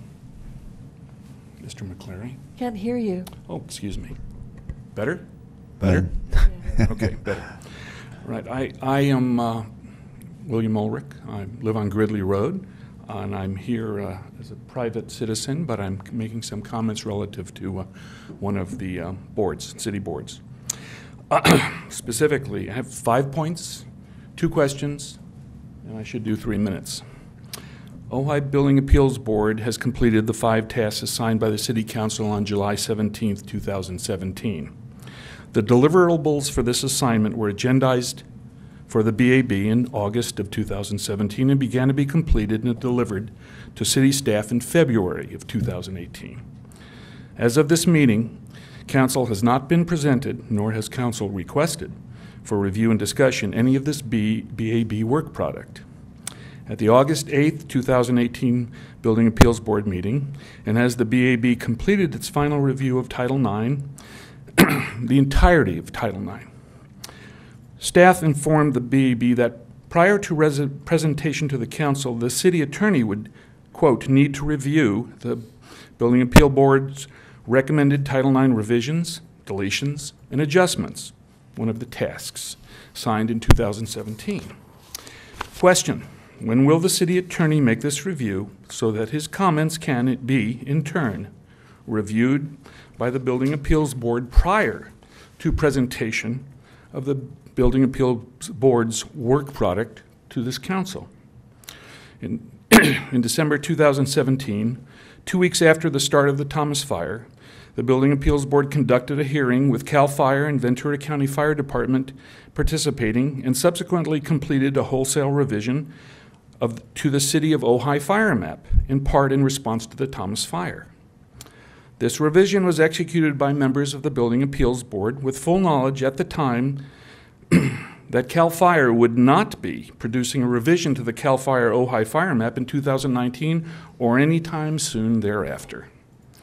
Question: when will the council review and discuss and adopt an updated and more accurate Ojai fire map as recommended by the Building Appeals Board by resolution on 9 May 2018? In short, if the council assigned the Building Appeals Board these tasks, why isn't the council interested in the result? Thank you. Okay. Thank you, Bill. Okay, that is all the cards I have, and so the public comment section is complete. We will now go back to the deliberation over the fee schedule. Bill, did you? Well, I'll make a motion to maybe, you asked me what to do, and I had time to think about it now. Good. And one of the issues that prefaced my motion is that this was, we were given these packets a few days ago. Not that they were late or anything, but this is a very involved issue. I didn't know it was coming. Otherwise, I would have spent some more time studying it and researching it, because I have some very clear ideas that I want to present to council in terms of achieving better transparency and accountability. In other words, putting systemic efficiency into the process, completely outside the questions raised by the consultant. So I'm going to make a motion that we continue this item until we have those of us on council that want to spend the time to come up with an alternative proposal for the rest of us to consider. That we take that, we give us that time to do so. Any one of us that wants to do so, I'm going to commit some time to do that and flesh out my ideas so the rest of council can see them, interact with staff. And I'm going to suggest continuing this item until we have a time to research and look at different approaches to this, and to a time certain be the second meeting in January of 19. Okay, so we have a motion to table this until the second meeting in January? Of 19. I'll second that. Okay, we have a motion and a second. Is there further discussion on it?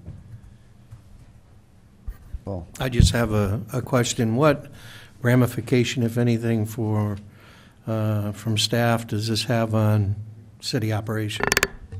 Well, it won't have any impact in terms of our day-to-day operations, which is, again, as we indicated in the staff report, we thought that there was, if the council was supportive of the change in fees, that there would have been some increased revenue coming to the city this fiscal year. Again, that's projected, assuming people still filing the same number of applications and whatnot. So, but in terms of the day-to-day operations, it will not stop us or hinder us or affect us in any way. We would continue to charge the same fees as has been adopted by City Council. Okay, and you're talking about fees, not hourly rates.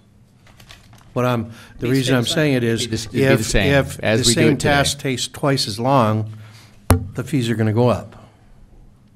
No matter what you're charging, if it takes twice as long, it's going to be more. Right. Right? Right. So we're not talking about fixed fees. We're talking about you're talking about the actual fees that are being generated. Correct. That are being billed to the applicants. Yes. All right. So where was the increase going to come from? We were going to charge more for the hourly fee? I'm sorry, I misunderstood you. Yes. To increase that, yes. Yes, the fees were going to go up. That's correct. From a percentage of recovery? No. Rate per hour. Well, how do we do that? How do we justify the rate per hour unless we've got the underlying data to do the rate per hour? And we do, and Mr. Madsen could speak to that. So you're saying that analysis was performed. Okay, so you're saying that what we are billing our people out at with overhead and salary and things like that, correct, has gone up. Correct. But we haven't changed the hourly rate that we're billing the applicants. Correct. So our recovery rate is going down. So the recovery rate would actually be going down. By doing nothing. Over time, that is correct. That is true. If we maintain status quo over time, right, as our costs went up, our percentage of recovery would tend to go down. Terry. The analysis is in there that supports a proposed hourly rate. I think what you're getting at is, if you do nothing, what happens? And if I understood the city manager right, everything will continue to function as it functions today until you direct some form of change in the way we document how we do deposits or something like that. There will be nothing that changes. And so the hourly billing rate will not increase. But yes, your adopted budget for 18-19, I think, did assume that at some point. Okay, that's my question for our city manager. I do not believe it does. It does not. Bill, please. That's through the chair, or the city manager will answer the question. Rudy, why don't you answer that for us? I'll make sure. The adopted budget did not include increased fees for planning and building. However, it did include some of the additional recovery of what we are currently, what our current rates are. So what we're looking at is increasing the recovery under the current system of the fees that are there. It did not include additional fees. So we were recovering at 21%, and the goal was to increase that recovery rate to what, 30% or something like that, and that was the increase that was built into the budget. Not based on a rate increase, but being more effective in, Yes, and billing for the fees that were actually being provided, for the services that were actually being provided to applicants. okay, that's kind of a little loose. Bill, go. I think do you want to comment on that? Well, no, I mean, that gets to the core question in Yeah, terms of right. the quality of service we're providing, not just keeping the city whole in terms of money. Right. And we need time to look at some of these systemic transparency and accountability issues. At least I think I need time. Yeah, okay, so, That's the purpose so of my Paul's motion. question was addressing, what was the basis for this and what impact does it have on our budget as far as and the answer is the budget did not, was not predicated on a rate increase that this council had not yet approved. That's correct. In fact, Terry probably hadn't even calculated. That's Okay. correct. And then So- one other Yeah, question. Paul. And I'm to take it that, if anything, leaving it the same will cost the applicants less. Not necessarily less, but I mean, there is no, yes, so it just depends on there is no proposed change to the fee schedule today. So yes, in building permit fees, they would not pay less than they pay today. They would pay the same as they pay today. Right, but And they it- wouldn't, the proposal before us is going to charge them more. correct? Yes. That's correct. Okay. In building permit fees, and then it recalibrates the deposit, but every project is different. But yes, I believe you could confidently say that there is an increase in fees generally assumed from this study, from the proposed fee schedule, All right. yes. The only reason I ask that is I wouldn't want to delay implementation of something if the end result was going to be lower fees to the Oh, citizens. that's right. No, it's Okay. I don't think Bobby was worried about that, but it is a possibility. Yeah. Okay, do we have any further comment? Otherwise, the motion is I have a to table the matter to January. Yeah. The question is, are you proposing that there be a committee of council members that are I don't want to interested? impose that on us. Through the chair, Okay, please, guys. Okay, your question is what? Well, he said that interested people would look at this, right? That's what- Ask him the question, he'll ask me. Yeah, well, just ask the question Well, rather than. When he made before he made the Right. motion, he said that those that are interested will examine this. Is that what you said?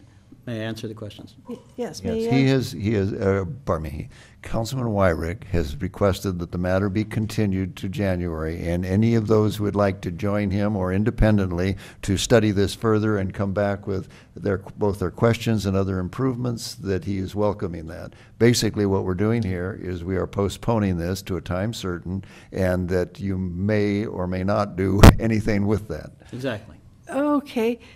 Well, I don't want to January 19 be right back where we are now. Well, So I'm you're- going to bring something to council, You're gonna- I guarantee okay. you. Okay, so That's what right. I want to And I believe suggest, you. if it's appropriate, that you meet with a member of the public, such as Bobby, and, Or you might meet Any with of him. us can. Yes, yeah, right. so that would be, you Yeah. could do that. Yeah, okay, that was. And my only request to your city manager would then be if you could then please get your feedback to me so staff can research those questions. Obviously, heard some things tonight that really concerned me as your city manager, so we take these things Yeah. seriously. Okay, so I'm assuming that Bill's ideas will be presented to you in order to get them in a form that can bring them back in January.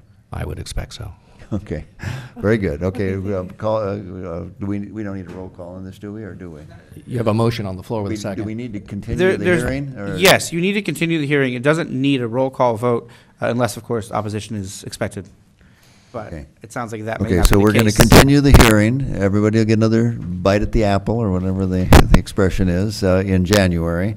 And Mr. Wyrick will lead us on further revisions. So if there is no objection to the motion, so ordered. Okay, very good. Thank you. Okay, next. Item three is an update, from Sierra Water Progressive. Regina, nice to see you. Regina. Come on down. Sorry you had to put up with that. No, I love this town. Thank you for having me. If I could really quickly before Yes. Regina starts, and again, I want to thank Ms. Hirsch for being here this evening. Again, it was a somewhat light agenda, and I know that there's been a lot of talk about the work and the results and what's expected here, and I know everybody's very eager and anxious to start to hear some of the data and the results. So while the work hasn't been totally done, and we're working with Regina to get that final report, but we thought it would be good to give the council and also the community a chance to start to hear some of the data so that you give you an opportunity to really start to digest it, because there's a lot here, and I think a lot of ways it's going to be fairly groundbreaking. So with that, so again, I just wanted to explain that this is on here tonight really to give a council an update. There's no specific action that we're asking from council tonight, although we would certainly welcome your feedback. Thank you. A briefing and. Briefing. Right, and the application, the grant application has been filed. It is, Yeah, and I okay. believe you can ask me questions, correct? Yeah, so as much as you'd like. It's up to the chair. Touche. So good evening. Thank you for having me. I'm Regina Hirsch. I think I've been in front of you a couple times. Nice to see you all. And thank you everyone who's here in the audience. So yes, I'm here to give you an update. We're done with phase 1 of the study. We're in phase 2. We're almost done.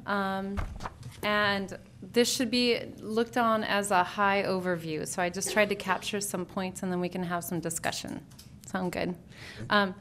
Making sure that you understand who's a part of this study. The main partners are, of course, the city, Eagle Aerial, which is an Ojai-based company that also works throughout the state on water efficiencies and other programs for Department of Water Resources, did give match to this project. So I want to make sure that we call them out. And then, of course, Sierra Watershed Progressive, which I want to make sure you all know that we did drop the Sierra, and it is now Watershed Progressive. But since we started the study with it, we'll keep it on there. Moving south? Yep. Let me pick up my clicker. Just to make sure you understand the scope of the project, since we haven't had a chance to go over it, it is not just the city boundary, it is the sphere of influence. And again, that extends a little bit farther to the east up the valley, but mainly to the west of Ojai as a city, as you all know. What are the major outcomes? I know you guys all read the proposal in detail, so you know exactly what it is that we're doing. But first of all, we're trying to answer the question, is there any more room for recharge and conservation practices in the sphere of influence? We did not go into this thinking there is any. We just wanted to quantify and see if there were any. So we went ahead and we are quantifying the potential for each parcel within the sphere of influence. Our next step after that is to come up with a prioritization methodology and a prioritization of how, if there's anything, if there's some sort of result, where do we best put our money? Where's the best cost benefit? Where's the best projects? Where do we look? Let's come up from that after coming up with a prioritization, a catalog of projects, which is a very simple list, and then some details. And from that, let's not just let it be a plan that sits on the shelf. Let's relate it to other plans. There's a lot of different efforts in this valley and in the county and even regionally that we want to tie it to. There's a lot of partners. There's things that are inherent within the Ojai City, the general plan, the updates coming, different language. So let's not work in a vacuum. So that last task of external discussions is really important. So we're almost done wrapping that up. And lastly, we're doing all this to really understand what your role is in the regional water management. This is a partnership in the full watershed here. It is not just the city alone. And maybe this will work. Regina, can we clarify that? Yeah. When you say... Of course. No, I just, because it frightens me. We're funding you. That's okay. Yes. Is the area of influence funding you? Is the area of... Sphere of influence. Yeah, the sphere of influence. Are they funding you? The sphere of influence, the monies from the city are funding us along with match partners. So there are other partners, but Yeah, the answer to that is there is no sphere of influence jurisdiction. Right. So we are going beyond our boundaries, but there are people beyond our boundaries that are also participating, like, you know, Thatcher and other places that Yes. have been working on it. So it's a, And I'm just trying to relate to us spending public money and how what is our actual return going to be for that money? And that's Got it. important that we clarify that and we understand that. Councilman Wyrick. Well, he has to recognize me. Oh, no, sorry. that's okay. Would you like to hear from Yes. Bill? Okay, Bill, go ahead. Regina would like to hear from you. Well, the way I look at it is that there's two tiers of partnership with the county in terms of land use planning in the Ojai Valley. The first tier, a closer partnership with the county, is the sphere of influence. And then you get into the next level, well, it's a lower level in terms of outside the sphere of influence, but within the area of interest, which is basically the valley. So that's a little lower level of partnership. So there's a prescribed level of partnership in terms of land use planning with the county in the sphere of influence that is of a different nature than elsewhere outside the sphere of influence, number one. Number two, to establish that kind of joint benefit gives us the ability to go and talk to the county and other partners in terms of funding, in my opinion. Regina, Johnny can correct me if I'm wrong. And then number three, the nature of the hydrology, as I understand it, is a lot of these streams that are going through the sphere of influence come into the city limits and then flow out of the city limits. So it's all sort of hydrologically, there's a lot of dense hydrology in this area. Okay.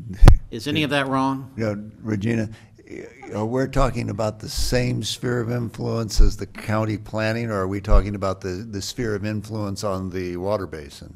We're talking about the sphere of influence in county planning. As So defined the by that. LAFCO Okay, right. designated Right. sphere of And that's my influence remarks for were the on that. city. Correct. Okay. So- So that's my perspective. Okay, Regina, proceed. So, okay, I'll keep going.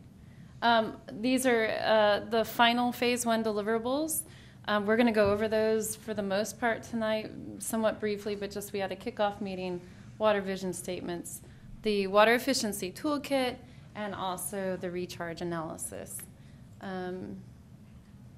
Oops, went too quickly there. Phase 2 deliverables, we're going to talk about a little bit of these.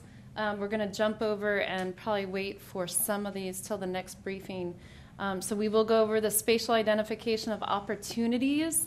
There is good news. Yay, applause. We will not be going over, but part of our deliverables are the project prioritization methodology, which we did come up with. And we went ahead and came up with a prioritization by land use. We are also in midstream of coming up with a project catalog, up to 53 different projects that were identified, as well as we are about done with the climate scenario analysis, which I will talk about briefly. And lastly, like I said, the external recommendations essentially are the last task, which we are wrapping up. We had a kickoff meeting. We've had multiple meetings with city staff and the city manager in public works. We've gotten a data acquisition from Eagle Aerial. Just to be clear, Eagle Aerial performs an aerial survey and also delineates within a very high confidence down to sidewalk and rooftop and driveway, so we can be very comfortable understanding what kind of plant material we're looking at, as well as what kind of hardscape we're looking at from an aerial image. So we have that, and we have that for spatial analysis. You can see there's a picture of Jordan Keir there drawing the basin. Secondly, we drafted, based on existing city language, the vision statements to help us reach our prioritization methodology. And I'm going to go a little quickly here, and we can come back and discuss things as wanted. This is where the real meat is, and this is the water efficiency toolkits. Every area is different, but the idea is to diversify your portfolio. As with anything that's robust, you don't want to depend on just one tool. And so what are the different tools that work here? Not what works in Northern California, not what works in the desert, but what works here in Ojai. So we spent some time to actually come up with what the right toolkit was, and that toolkit here is irrigation efficiencies, gray water, black water reuse, rainwater reuse, mechanical water reuse, stormwater recharge, and ocean-friendly gardens. What we did for each of these is we came up with the matrices, how we were going to go about that with Ojai as the actual numerical basis and the assumptions. We came up with the constraints and opportunities for each, the cost analysis, the definition. We are adding guidelines and construction details for each as well. And so we looked at these over each parcel within the area. Okay, now looking through, this is where I want to make sure that this is when we're about to go into these really fun maps that all of you will probably like and enjoy. I want to make sure that we state these are potentials. Okay, so to make sure we're transparent, we kept them at 100% potential. These are not our catalog of projects. This is not our real feasible numbers. This is 100% potentials. This is money is no project. Everybody's willing. This is what could happen. So don't get too excited when you see this. But these are your potentials. Okay. We're containing ourselves. So we're going to go ahead and we'll contain ourselves. this is the outcome of the spatial analysis with the rainwater potential. And this is really based on, just to define rainwater really quickly, in the state of California, it's different than in Arizona and other states. It's anywhere that you cannot put your hand or feet. That is stormwater. That's different. Rainwater has to be on a contained, defined polygon, and so typically it's rooftops. So we typically it's what? Rooftops. Oh, rooftops, okay. Okay, so we looked at the square footage of rooftops within the area, and again, we had a high confidence of data based on that delineation from Eagle Aerial, and we came up with how much rainwater can we capture? Is this even a tool that's worth looking at? In an average year, which probably looks like a flood year to most Ojai residents these days, 21 average inches. is a flood now. Yeah. So, 100 years ago when it used to rain more, we could capture at a full potential 457 acre-feet a year off of the rainwater, off the rooftops. We did go ahead and look at what is it in a drought year as of 2014, which I'll show you those numbers. So obviously it's lower. Yes. If I may, Mr. Mayor, could you just remind everybody listening what the total water usage is within the city of Ojai in 1 year in acre feet? Well, it's not totally clear. Okay. But from Casitas, it's 2,200 acre feet. That's what I'd heard as well. Okay. So this would potentially recapture or capture 470 acres. That's within the area that you're Yes. studying, And not that's the just city. That's just rooftops. This is rooftops. That's This just is just rooftops. rooftops. Yeah, that's Okay, just again, this is 100% potential in an average year. Sometimes it rains more. Most of the time here it rains less. Okay. Gray water reclamation. A bit of a surprise here. Now, there was a UC Bren school from UC Santa Barbara study that did point to that gray water was going to be something large in Ventura County, but there was no quantifications whatsoever. So this was a surprise. These numbers do not fluctuate that much within a drought, which we'll see in just a few slides. Here you can see the aggregate of all residential bedroom communities is 620 acre feet for gray water. What is gray water? Gray water in the state of California, again, it's different in different states, is washing machine effluent, and it's lavatory sink, not food sinks, but just lavatory sink, and showers. It is the main majority of the water that goes into your wastewater. So that is gray water. Is it used within the state widely? Yes, it's starting to be used. We've worked on lodges that reuse up to 3.3 million gallons a year easily. So just one lodge. So it is a resource. Is it for every application? Not at all. It's great for residential, so it's a nice surprise to see how it pans out here. Stormwater to infiltration potential, this is a recharge potential. What we did here is we assumed something slightly different, is we didn't want to conflate anything here. We just looked at the amount of rain on this opportunity that lands on a parcel. We did not look at the run-on, the water coming on to the parcel. That is what we look at in our catalog of projects. That's a little different. We wanted to keep this transparent and easy to understand for the public. This is just how much rain falls on a property that is impervious. So again, looking at the data that we have and the data sets, how much land is actually impervious and available to infiltrate, also then combined with soils and slope.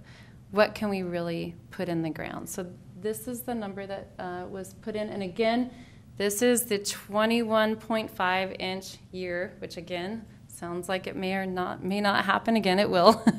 This is an average rainfall year.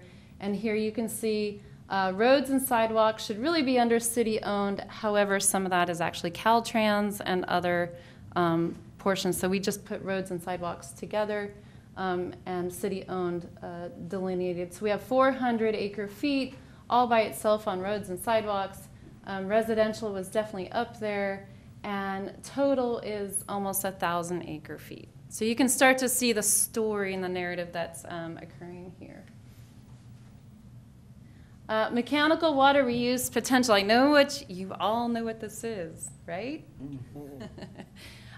There's so much air conditioning condensate and refrigerator condensate in Las Vegas. It is now an ordinance and a new law that you have to, whenever you build a new house or hotel that's commercial, you have to reuse that.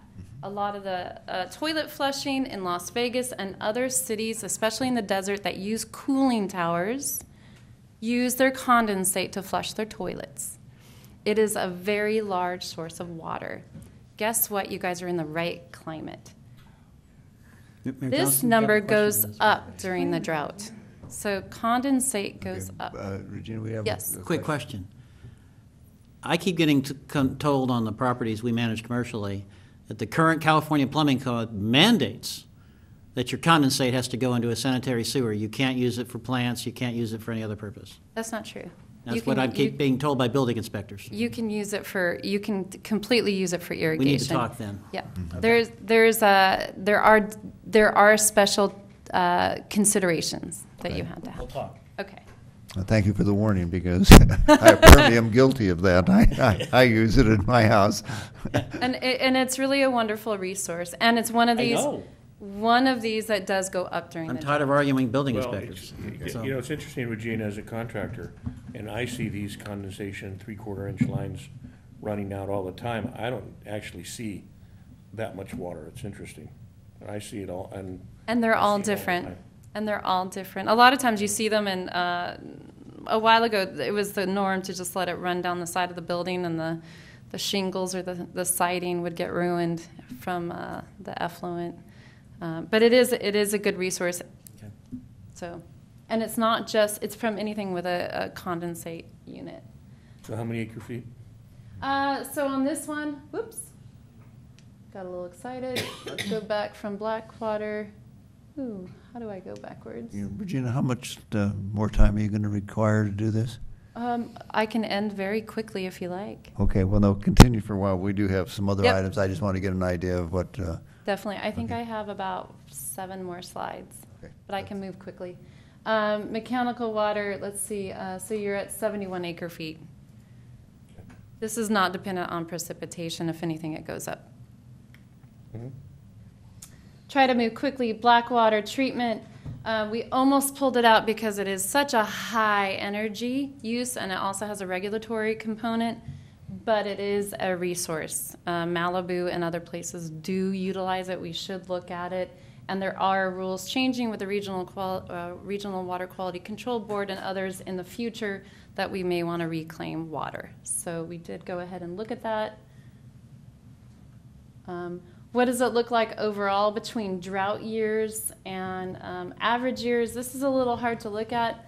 I think I'm going to move to a different slide for time purposes, but you can see the different land zones we looked at was hotels, schools, residential, commercial, urban, golf courses, parks, home ag, and commercial ag.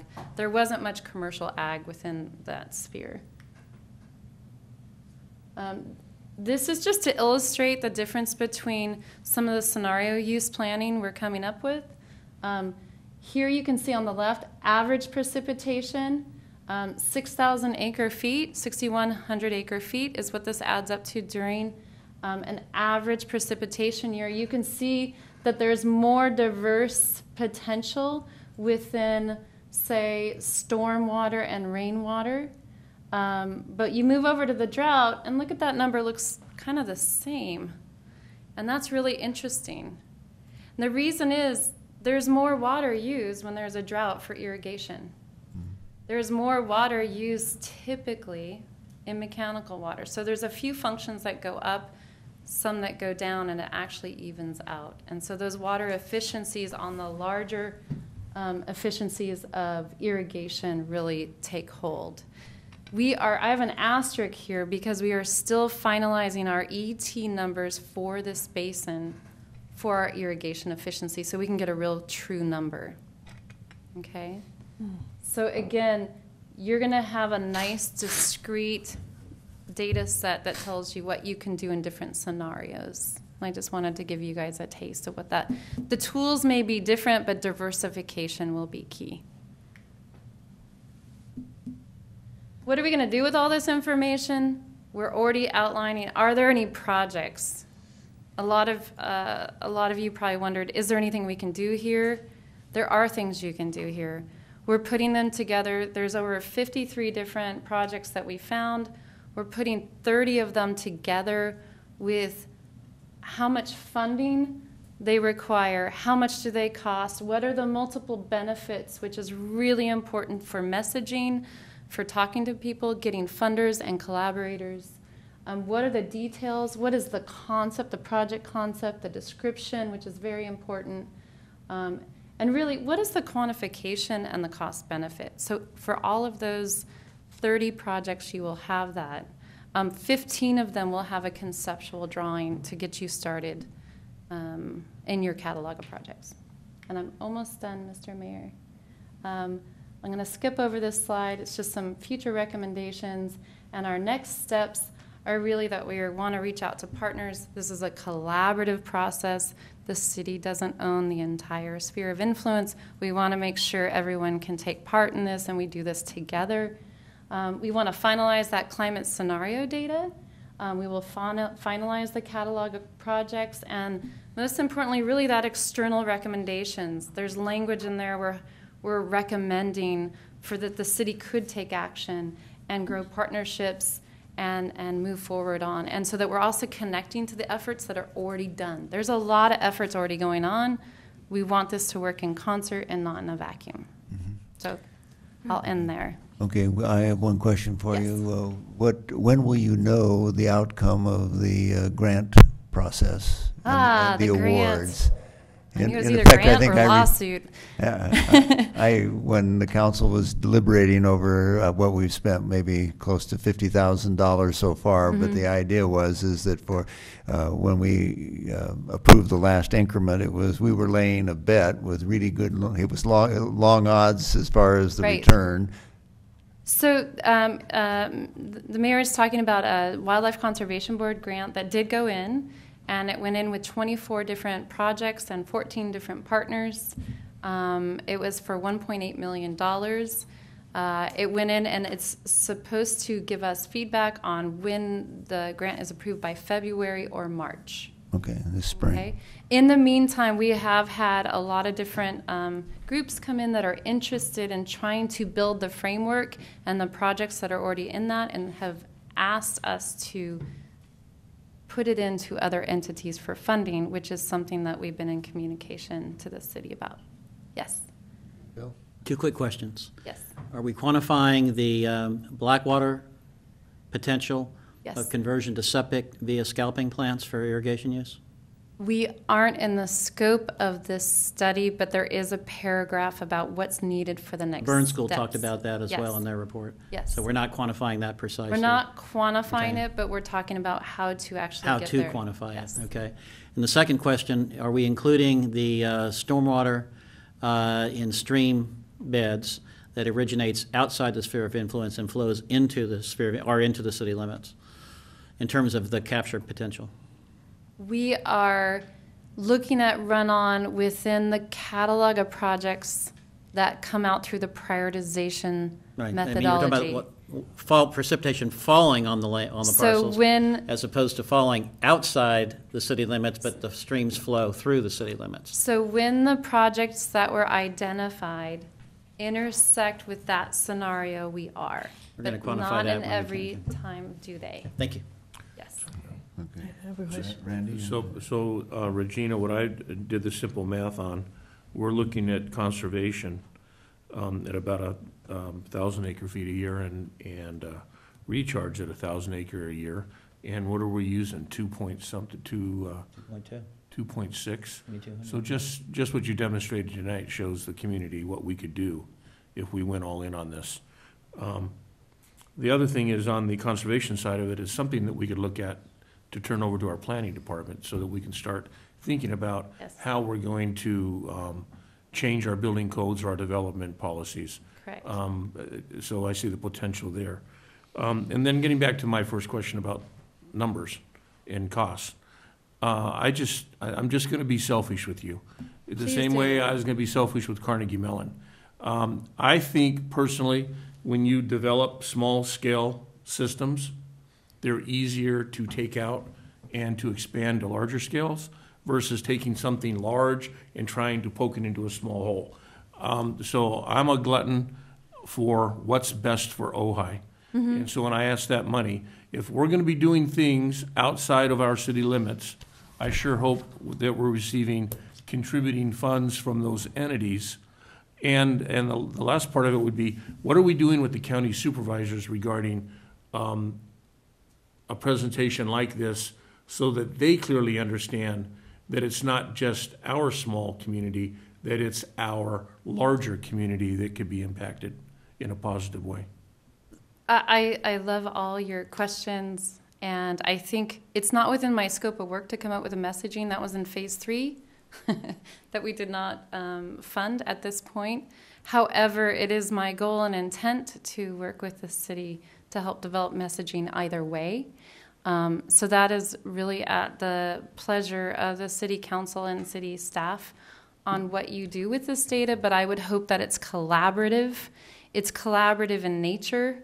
There is no way to separate that the majority of this is on top of the OBGMA basin. A lot of the language we are writing and recommendations goes along with their plan and can be lifted out and directly pointed to their plan, as well as entities like the Watershed Council or the Ojai or the Ventura General Plan. So there are partners in the making by the language and the external recommendations in which we're trying to provide and create partnerships inherently. And I will be happy to work on that messaging, but I think that's an important, it needs to be thought through, and the partnerships will come because you're all in this together. Ojai City's not here alone. What I'd like to see is, we did approve the water coordinator position. I believe we're trying to receive some grant funding to fill that position, but I actually see that position being the individual that's going to go out and actually connect the dots to all of these agencies and bring as much of that information back to us and take as much information that you're gathering and giving it to them. Correct. And just to answer your earlier point, I do agree. These smaller systems can be repeated and very successful. And that's why Ojai has a high success rate, I think, for this. It's a bedroom community where a lot of these will be smaller systems. And you have a chance at really making this a successful program that's appealing to the state funders as well as federal and even private funders. So. Okay, thank you very much. I You're appreciate the presentation. Mr. Mayor? Very quickly, I'll forward a copy of these slides to the city council that you have that, and then I also do have a copy in my office of the grant application. It's about yay thick, plan to forward that, but I do have it in my office if anybody would like to review it. Thank you. We'll turn that over to the guy with the PhD. Can we, though, put this on our website? Yes. Thank you. Okay. Thank you. Thanks, Regina. Okay, we are now on item number 4. Option for engaging the Ojai homeless population and adopting an enforceable camping ordinance. So, okay, Sure. does anybody else need a break? No. Okay, well, At the council's pleasure. yeah, okay, well, we'll proceed slower pace till Susie gets back, but, okay, Mr. City Manager, or? Well, I'll kill time while I turn this over to the city attorney and I believe our city attorney and also our police sergeant, Shane Matthews, is also here to speak on this as well. Thank you, Matt. Thank you, Mr. Manager. Before the council is more of a discussion than a hard action item. The hard action that we're asking for the council to consider is to direct staff to develop some collaborative approaches and implement them. Ideally, they won't require further direct action by council because the existing ordinances we have are sufficiently flexible to accomplish our recommended approach. The issue is the homelessness issue that has been before this council previously in a couple of kind of end of the meeting future agenda item discussions, and now it's put on the agenda for a full discussion. The genesis of this concern was the fact that there are a number of complaints recently about individuals sleeping in vehicles in the residential areas, and that creating concerns from concerned residents. And we clarified an initial misconception that individuals who are sleeping in a vehicle or parking a vehicle for sleeping or not must move the vehicle every 72 hours, at least a block. That has been clarified, and that solves a portion of the problem, but not all of it. So what we're looking at is ways that are defensible and legal to enforce the existing prohibitions on camping and sleeping in vehicles. That is, sleeping in the vehicle overnight and camping in public places, streets, sidewalks, the Arcade Plaza, etc. This is an issue that has been faced by every city in the country, particularly cities in California and particularly cities in the Ninth Circuit. As a result, there has been a significant amount of developed case law that has been, to some extent, tying the hands of the cities, but there's a path forward. Just a brief overview. The most recent case is Martin v. City of Boise out of the Ninth Circuit. Boise, Idaho had enforced its anti-camping ordinance in a rather draconian fashion that was essentially arresting anyone who was sleeping in a public space. As is perhaps expected, the ACLU and other groups brought suit and won, and the court held that what Boise had been doing was effectively criminalizing the act of having nowhere to sleep, and that violated the Eighth Amendment in the Ninth Circuit's conclusion as a cruel and unusual punishment.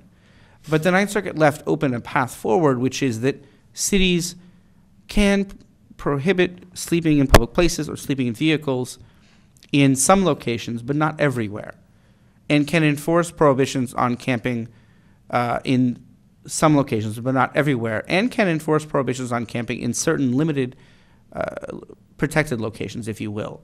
And further, cities can still enforce prohibitions on possession of certain items in certain places. To be specific, you can continue to prohibit possession of camp stoves or campfire equipment or open flames anywhere that you desire, for example, Arcade Plaza. But the mere act of sleeping alone in a public space, if the person is just sleeping, that's no longer, that citing for that you will lose. And the Sheriff's Department, who is of course our law enforcement officials, are deeply aware of these cases and do not enforce that particular prohibition in all places without common sense. My gloss on top is that I think Boise was overly aggressive, and as the old adage, bad facts make bad law, here we are. And additionally, Los Angeles has been dealing with these issues at great length as well, and the Martins case built on a 2006 case, Jones versus City of Los Angeles, that ended up in a settlement, so it wasn't binding precedent, but they had made the same conclusion that the Ninth Circuit did make binding in Martins versus Boise, that arresting an individual merely for the act of sleeping outside by itself is a violation of the Eighth Amendment. So you have to set up places and locations where it's allowed and locations and places where it's not. The recommended approach we being me, myself, the city manager,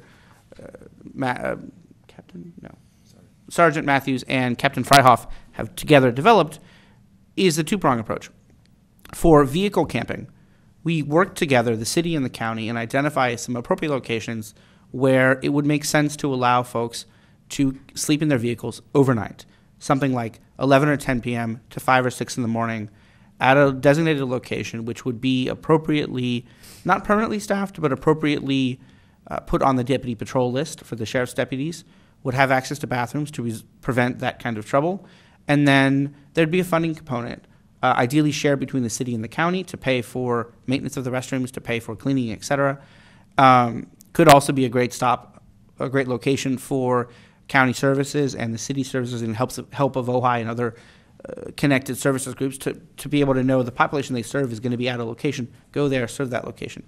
With that provided location, then the city can enforce in other locations the existing prohibition on sleeping in vehicles, including in the residential areas. And similarly, the same kind of approach can be applied to sleeping or camping that is not in a vehicle. Again, if you have a designated location or a tolerated location, then that provides the basis to defensively enforce the prohibition in other places. And so, and again, it requires careful thought. It requires analysis of some funding, some administrative and staffing challenges, and ensuring that these places remain safe and sensible. I'm fully aware of the fact that this can be done well, as has been done in some other Southern California cities, and it can be done poorly, as happened in Orange County relatively recently. The key is sensible development up front, effective regulation, and a comprehensive, ongoing police and social services presence to ensure, sheriffs and social services presence to ensure that the designated location doesn't turn into a problem, but rather becomes a resource for folks who don't have another location to be able to exist, and thus to allow the city to defensively enforce the existing prohibitions in other locations.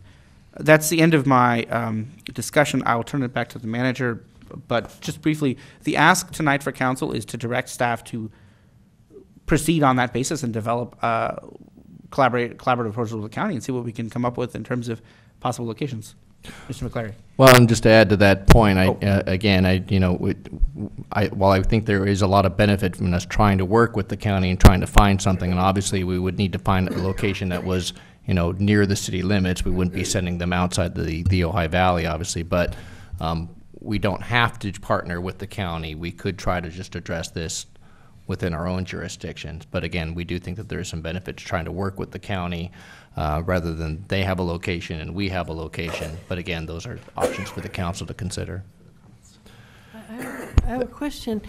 I have a recollection that we had homeless advocates here, and they were going to get back to us about working with what happened to with Help of Ojai.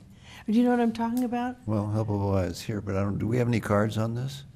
Because we passed. Just a second, do we have any cards?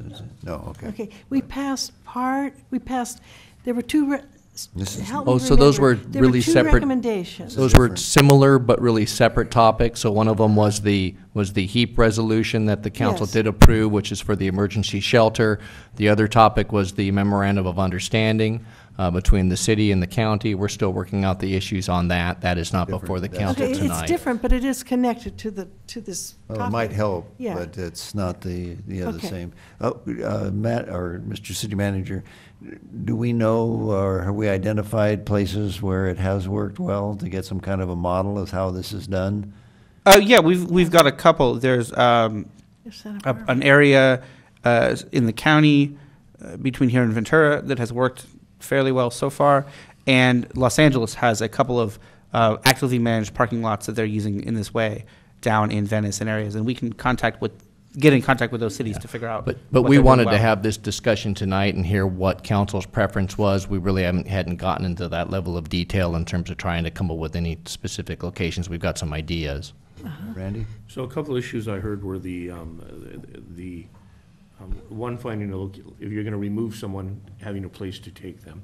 Correct. That was one. The second thing was cooking paraphernalia. Isn't that a health and safety issue?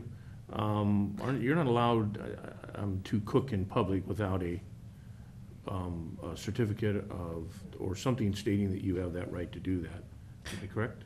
Yes, it would be, there's an existing prohibition on any open flame, and a variety of cooking that didn't involve an open flame would still, I think, one or another permit requirement would apply. I mean, but it's a health-related issue on that. If you're cooking for yourself?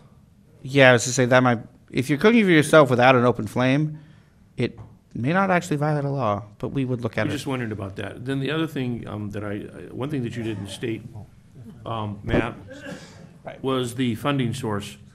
Or if we're going to designate a facility, are we going to designate it with a public restroom and a public shower?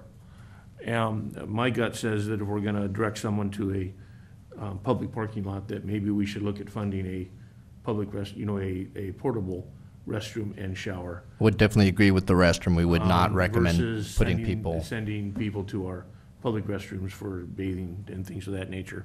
So I'm absolutely for doing something like this. I think it should be a two-pronged approach. I think what we should be looking at is what can we do internally, and then what can we do in conjunction in conjunction with the county. The first place that I think of is the Honor Ranch. Right. But I understand there was a big fight over that many years ago about who could stay there or who they wanted there. But I just think if we need to act and take care of ourselves, as well as think about coexisting with the county and what their policies are going to be. Okay, so the request is that we direct staff to explore what the alternatives are and whether or not there are any partners out there? Well, yeah, and quite frankly, council could choose to stay with status quo right now. Yes, of course. You don't have to move forward. It just but we would not. But again, that it creates enforcement challenges for some of our existing ordinances. Absolutely. Right. And the last point is I would very much agree with Mayor Pro Tem Haney. Setting up a facility without a restroom doesn't make a lot of sense. No. Yeah, we agree.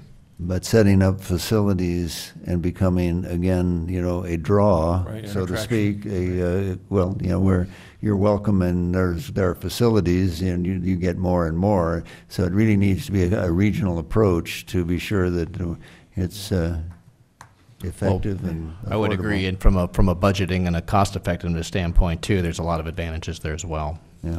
Mr. Mayor, Question? I was going to make a motion. Oh, well, I have a question. Well, make a motion, then we'll talk. I'd like to make a motion to direct staff to bring back to council options for engaging with the Ojai homeless population and adopting an enforceable camping ordinance. Second. Okay, it's moved and seconded. Susan, you? Are the churches that provide this type of assistance in the winter months involved in this discussion? The rotating churches that Martha Hatchadorian. Certainly, we're aware of those churches. As Mr. McClary noted, we haven't yet contacted the existing warming shelter churches pending this discussion from council, but we certainly are happy to reach out to them and assess their interest and availability with the direction from council. Okay. So, because we're trying to do something that's year-round, that's all year round. So, and I think Santa Barbara has safe parking lots, don't they? Don't they have that in Santa Barbara? I believe they've tried that. I'm not sure. Microphone. Okay. I believe they've tried that. I'm not sure that's still an ongoing project, though. So it'd be interesting to see what happened. So, Right. This is a new challenge, certainly. I mean, I'm on the board for the Ojai Valley Family Shelter. Oh, yeah, that's what I'm talking about. Thank you. And so it is a challenge. I mean, traditionally, some of these issues come up during the summer months, not necessarily during the winter months, and so we are getting into the winter when the shelter is going to be opening. So we'll definitely have to network with them. I just want to point out, though, that reference the homeless issue. The sheriff's office has really been trying to get to the core of the issue. The core issue is alcohol abuse, drug addiction, and some other mental disorders. help of Ojai has been fantastic. They've done really partnered with us to help solve some of these issues. And there's some deputies that have put together mutual assistance through the county with medical care. They call it backpack medicine, where they have a doctor and they go through. And so there's a lot of spokes in this wheel. Yeah. So it's a challenge. Your motion, Paul, again, was to do Direct what? staff to investigate all the options for what the staff report is seeking is the options for engaging the Ojai's homeless population and adopting an enforceable camping ordinance. Okay, it's been seconded. Yeah, and include discussion with the churches that are already helping people. You know, get them involved and give feedback and see if there is possibly a church parking lot. Who knows? You know, they're especially like on Church Okay, but that's Road. covered by Paul's motion, I believe. Yeah, all Okay. of that. Okay. Okay, is there any further Sounds good. discussion? If not, Well, Mayor, obviously, there'll be some form of a cost analysis attached to Absolutely. this. Oh, yes. Thank you. Yeah. Yes, there will. Thank you. okay, so if there's no objection to the motion, can we say so ordered, and staff will proceed? Okay, thank you. Thank you. Thank you. Thank you. Okay, we are now, item number 5, planning zoning code edits and revisions. Mr. City Manager. Thank you, Mr. Mayor. I won't spend a lot of time here. It's a fairly brief staff report. Again, we've got some cleanup items in Title 10. Staff's recommendation is to handle those in-house. We believe that we could work through the cleanup on the code as has been already outlined by the City Council and members of the Planning Commission. If Council is okay with that option, again, we feel that we could handle that in-house. This is really just clean up and making sure that we have all the inconsistencies made consistent again. And then we would recommend that staff work through that, bring it to the Planning Commission, get the Planning Commission's recommendation, and then bring that back to City Council. We don't feel that it's really at the level of work that would require a consultant, and obviously that would require some, to find some additional money to pay for that individual. And then the other option would be to have the Planning Commissioners themselves perform the code cleanup. We don't recommend that, not because we don't believe that the commissioners are qualified, but again, you would have multiple people working through the drafts, and typically we found that it works better when we get direction from the body to staff, which can then make the changes in the technical way and then bring it back to the body to make sure that we have captured what was desired, what was directed. Happy to answer any questions. Bill? Just to make short work of my opinion, first of all, I agree completely with the no need for an outside consultant. Second of all, what if planning commissioners wanted to volunteer to go through with staff systematically? Would you reject that volunteer participation? Not if it's, I think we would certainly welcome if it's, here's our concerns, here's our issues, here's where we think staff needs to look into it or give some direction or give some feedback. I don't see why we would have any objections to that. Okay. I think we could accomplish that in short order. I'm thinking about a commissioner might want to say, hey, I want to, I've read through this section, here's my thoughts, I'm turned over staff, et cetera. Talk, if no objections to that. I don't see why. Okay. I have a question. This seems like it's sort of housekeeping or things that should be done. And if they should be done, is it in the budget? We can accomplish this with our existing staff. Okay, so it is accomplishable? Yes, it is, with our staff, yes, we would not. And so then why exactly does the council need to direct that it be done rather than it is a responsibility? If it's in the budget and we are doing it with the existing staff, why is that? I'm not quite sure why we need to. It seems like we always direct staff to do things that are not extraordinary, they're just part of am I missing something? Well, I would agree with you, and I think that follows along with our recommendation. This was discussed at the joint meeting, and it was requested that it come forward to council for some discussion and give direction to staff. So if council would like to go a different direction, we could certainly do that, but we think that this is the most efficient and effective way to accomplish it. I would agree with you. In the future, I think we could just handle these things Okay, well, as unless a there's matter some of recourse. is there any objection from the council to get the code updated? No. And obviously, we've got some people with the, that volunteer and with talent to help. I'm assuming staff would certainly be. Absolutely. Would be delighted to have the extra hand. Sure, if we'd like to Okay, hear. well, then, we will, we accept the staff's recommendation to proceed. Mr. Mayor? Yeah, Paul. I just want to be sure that there is money to hire the consultant in the budget. I thought we were. We're not Not recommending hiring a Oh, consultant. okay. That's not what we're. No, he's saying Do it it's in-house. Yes, okay. So, okay, so ordered then. Thank you for bringing that up. It sounded like something that's overdue and a great idea. We'll knock it out. Thank you. We have a patient man.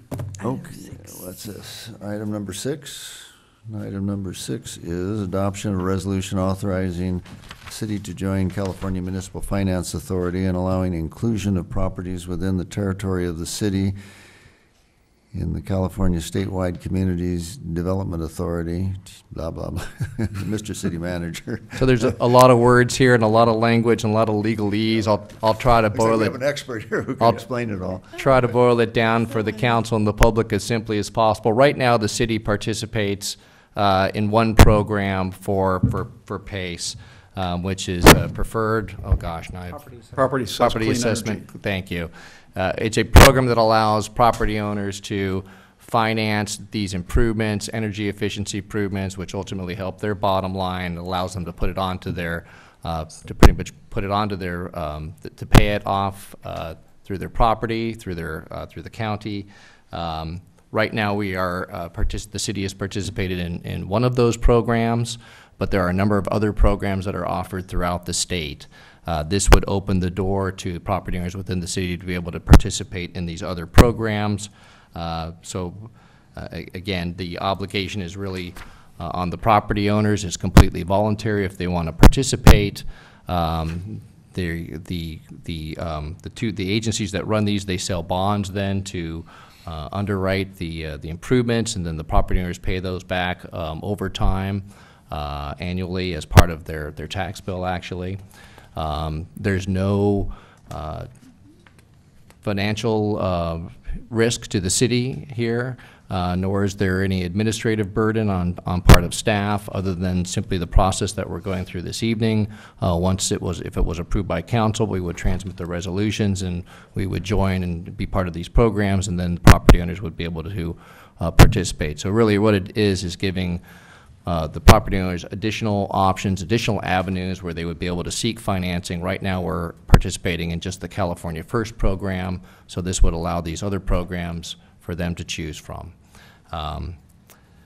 The bonds, there's no obligation to the city in terms of the bonds that are sold. That stays with the agencies, and as the city attorney has opined, there's a very insignificant chance that we would ever be pulled into any tort liability claims.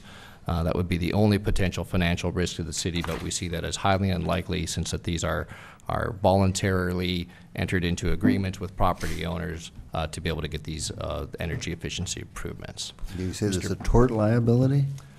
So to speak to that, the proposed joint powers agreement for one of the two programs, the California Municipal Finance Authority, like most JPAs, provides that the JPA and not the cities that join it bears the liability for all contracts. Most of the debts and liabilities incurred by the JPA are its bond debt. Those would be the liability of the agency, not the cities. However, there is a statutory provision in the government code that provides that, notwithstanding the terms of an agreement, tort liability, that is liability for injuries or property damage caused by the JPA's members or its activities, is borne jointly and severally by all of the members. The members can contract, and this JPA does so contract, that liability is to be borne first by the JPA. Should the JPA's assets prove insufficient and its insurance prove insufficient, then a plaintiff can go after the cities. The risk of that seems limited in this case because these JPAs exist to provide funding sources. They exist to as a financing vehicle to issue bond debt and then provide financing for individual property owners to accomplish their repairs at a cheaper interest rate than they can get in the private market. Because of that, their funding pass-through status, our expectation is that the risk of a JPA activity incurring tort liability that could possibly be passed to the cities is limited. Has there been one? Not to my knowledge in any of the existing PACE programs, but the caveat there is that I haven't done a comprehensive survey of every PACE program. But to my knowledge, that hasn't happened. Yeah, The collateral is the property, though, right? Well, and the key here is the collateral for the bond debt is the property, yes. And the tort liability that's likely to come would be if a solar contractor fell off a roof. But that would be against the homeowner, not against the JPA. Okay. There's a separation from that Right. potential tort liability. Exactly. And in that case, likely the homeowner's insurance would carry it too. I was just trying to get at, a practical basis, is really a collapse of property values is your real, overall, is your real risk. Yeah, that's true. That would be your systemic risk. Systemic risk. Mr. Mayor, how would that, I don't think that's a risk we would bear. The only We bear a property depreciation risk.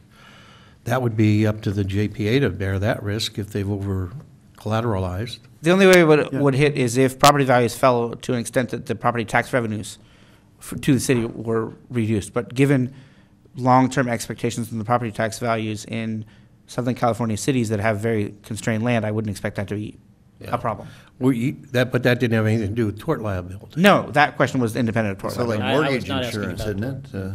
Say again? Isn't that sort of like maybe mortgage insurance or something? Right. I mean, and the JPA is insured against, it should be reinsured against debts. Yeah. Well, presumably. and just as a side, the state has a $10 million reserve fund. So if there's any default on a PACE program, then we can tap into that fund. But no PACE program has ever tapped into that fund. And the PACE assessment, it's on the property itself. It's not like a personal loan. It's on the property. So if the homeowner were to go into arrears, even foreclosed, we don't get paid off in full. We get paid off just like the property taxes. So only the arrearages are paid. So there's no risk to the city or to the county or any other entity. The risk is all to the property owner and us. Okay. And I'm sorry to get a chance to introduce the gentleman here. This is Bob Schuman. He's here to speak on behalf. He's with ClearPoint Energy Solutions. Yeah, Crown Point Energy Solutions. I'm Vice President of Policy and Government Relations, and I'm here on behalf of CSCDA tonight. Bill. Quick question. Some of these improvements are specifically carved out in terms of by law, increasingly, will not increase assessed value. In other words, I think some of the gray water projects, in other words, it's a question of not just paying it off, but whether it increases your assessed value and therefore your property tax rate. Do you assist with those carve-outs so it doesn't increase assessed value when allowed by law? Well, we don't get into whether it's going. We get away from, if you put solar on your house, is that going to improve the value of your house? That's up to an assessor or not. What we do on commercial properties in particular, it has to cost them. The project has to cost less than the money they're going to save over the life of the project. Right. And homeowners, it's very similar. So it's going to be up to the property owner to determine whether some of these specific law provisions allow exceptions or carve-outs from assessed value procedures. Yeah, and something that just recently happened. Now, just on a broader picture, if what we can fund is anything that saves energy or water in the broadest possible scale. Any kinds of seismic retrofits for earthquakes we can do. About 10 days ago, the governor signed a bill, and this should be of interest to this body, that would allow PACE funding for properties to help mitigate damage from wildfires. Now, we don't know exactly what that looks like yet because the bill is vague enough, but you'd have to think it would have something to do with landscaping. It would have to do, I would assume, with irrigation. It would have to do with some kind of reinforced roofing, things like that. You guys probably would know better than I because you're in a bigger fire area, but that's something brand new. Okay, good, thank you. You're welcome. So, Randy? because this is a public discussion, I'm a homeowner. Tell me how this package benefits me. And tell me how I go about tapping into it. Okay, so just as an example, let's say that your HVAC system goes out and you want to replace it. You've got a number of ways you could fund it. If you've got the cash, that might be the best way to go. If you've got a low-interest credit card with a high limit on it, that might be a way to go. If you've got time and a 700-plus score, you could get a home equity line of credit. There's a lot of unsecured loans out there that are pretty good, and you could get that. PACE is just one alternative. The difference, PACE isn't for everyone. PACE works particularly well for folks who don't have a good credit rating, but they can't have had a late mortgage payment in the last 12 months. They can't have been late on property taxes in the last 3 years, and they have to demonstrate an ability to pay. So there is a group out there that it works well for that may not qualify for anything else. Just to follow up on your question.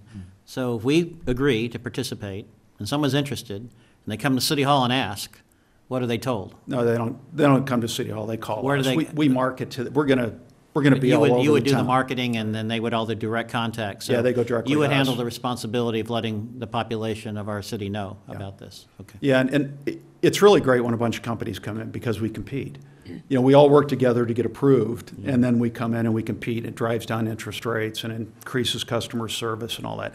And we have other features that other forms of lending don't have. For example, the contractor doesn't get paid till the project's done, and the homeowner signs off on it. So if there's a dispute between the contractor and the homeowner, we have to get involved and solve it. We're all licensed. We're under the Department of Business Oversight, the same as banks and things like that. So it's a really good program. So why does the city need to approve this? Because in essence, and city manager or the city attorney might know better, but in essence, you're authorizing us to do business here, which means that the tax collector can collect the taxes. So what happens is they collect the taxes, they pay us, we take the money to the JPA, they give us a bond, we securitize the bond, sell it in the marketplace, refresh our money and start it all over again. The representative is exactly right. The statutes that authorize these programs in the Streets and Highways Code provide that is Chapter 29 of Division 7, Streets and Highways Code, Section 5898.10, provide that with city approval, the programs can come in and operate, and with that city approval, then homeowners are allowed and property owners are allowed to enter into the contracts, and the payments can be assessed on the property tax bill. So it's kind of the state set up the cities as gatekeepers, but once the city opens the door, then homeowners can walk through it, and commercial property owners can walk through it. So again, I have the same questions again. As a consumer. Sure. So I come into the planning division and I'm looking to do a remodel on my home. Mm-hmm. And the planning division would say, by the way, do you know about the PACE program? Yes? Probably not. No. The contractor sitting down at your kitchen table will say, how do you want to pay for this? Once you say, I want a new HVAC system, or I want solar on my roof, then the contractor would say, how do you want to pay for this? Here are your options. And that might be the first time most people hear about PACE. How'd that contractor get in my house? You invited him in because you wanted solar.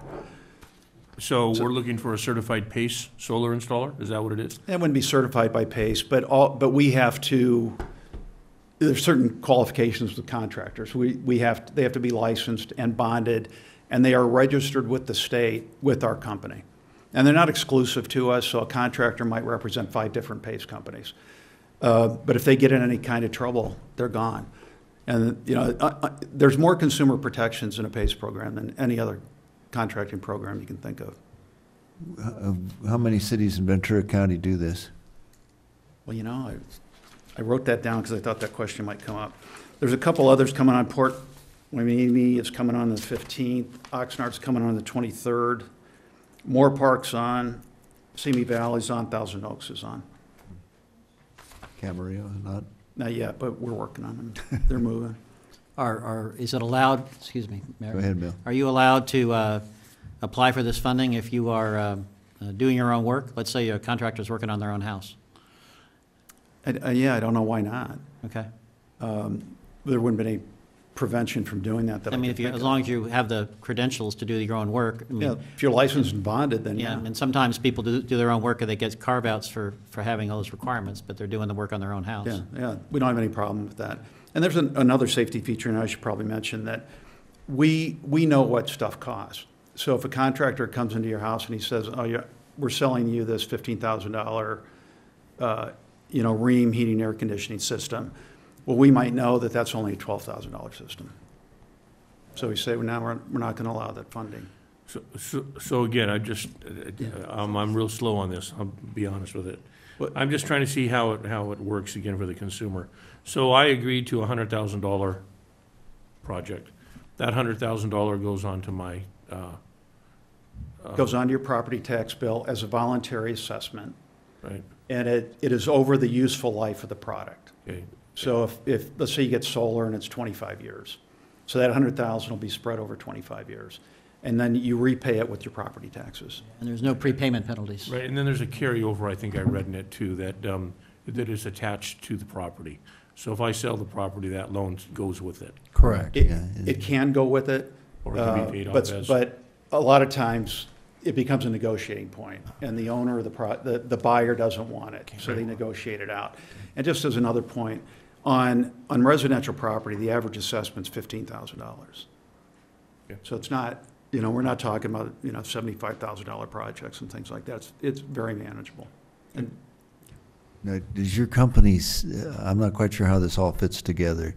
Are you representing an association of a lot of companies, or are you a company where this becomes a financial or a mechanism for financing your product should the contractor buy it from you? both questions are right. I'm here tonight representing CSCDA, our Joint Powers Authority. But once we're approved, then I'm representing Counterpoint Energy Solutions, and we're going to come in here and compete with the other PACE companies to do business in your community. Okay. But if we approve this recommendation, it's open to any company that fits within the framework. No, it's only the ones on these two resolutions. Okay, because it says here, it says allowing inclusion of the properties within the California Statewide Communities Development Authority. There's 5 companies. Oh, okay, yes, Yeah, two within that authority. Yeah, within Any company in that JPA. authority, that's what I meant. Okay. Correct. All right.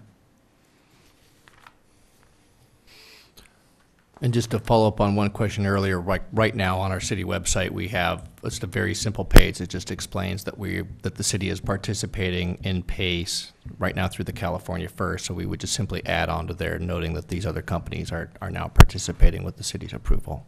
Okay. But no, it's not something we would typically hand out to people at the counter.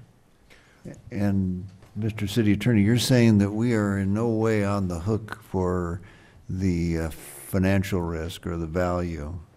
The way these programs are structured, the homeowner or property owner enters into the contract for the voluntary assessment. It's placed on their property tax bill. If they default, that risk is borne by the JPA, by these financing companies, and by their insurers and by the state. The statutory scheme is set up so that the city is insulated from that risk. Okay, so none of that comes back on us. That's where you got to the idea of a tort claim or something? Well, tort's independent. That's the contractual liability. The contractual liability is provided for in the JPA agreement, that the contractual liability, the bond debt, is borne by the agency itself, by the JPA itself, not by the city. Okay, and the JPA is what this gentleman is a part, or your company is His a part of. company's a part of. And We're part of it. so it sounds like reinsurance of sorts. That's not a bad analogy as to what they're up to. It's kind of passing the risk and securitizing and collateralizing the risk. Actually, I'm not sure they're securitizing the risk, but you're what's the word I want? Spreading the risk. Right. What I'm having a little trouble with is trying, and this may have nothing to do with this subject, but I'm thinking back to household finance. And how household finance, provided loans, but they became part of the subprime issue when derivatives got packaged. And eventually, where no one thought it would happen, eventually it did happen. So I'm just curious as to why one would even need the city if the state provides, the state highway code provides for it. There's a joint power authority. It would seem like the county assessor's office and the board of supervisors would either be in or out. But I don't. The answer is because the statute provides that no homeowner can participate unless the jurisdictional land use authority has authorized it. Yeah. So the statute sets the city up as a gatekeeper.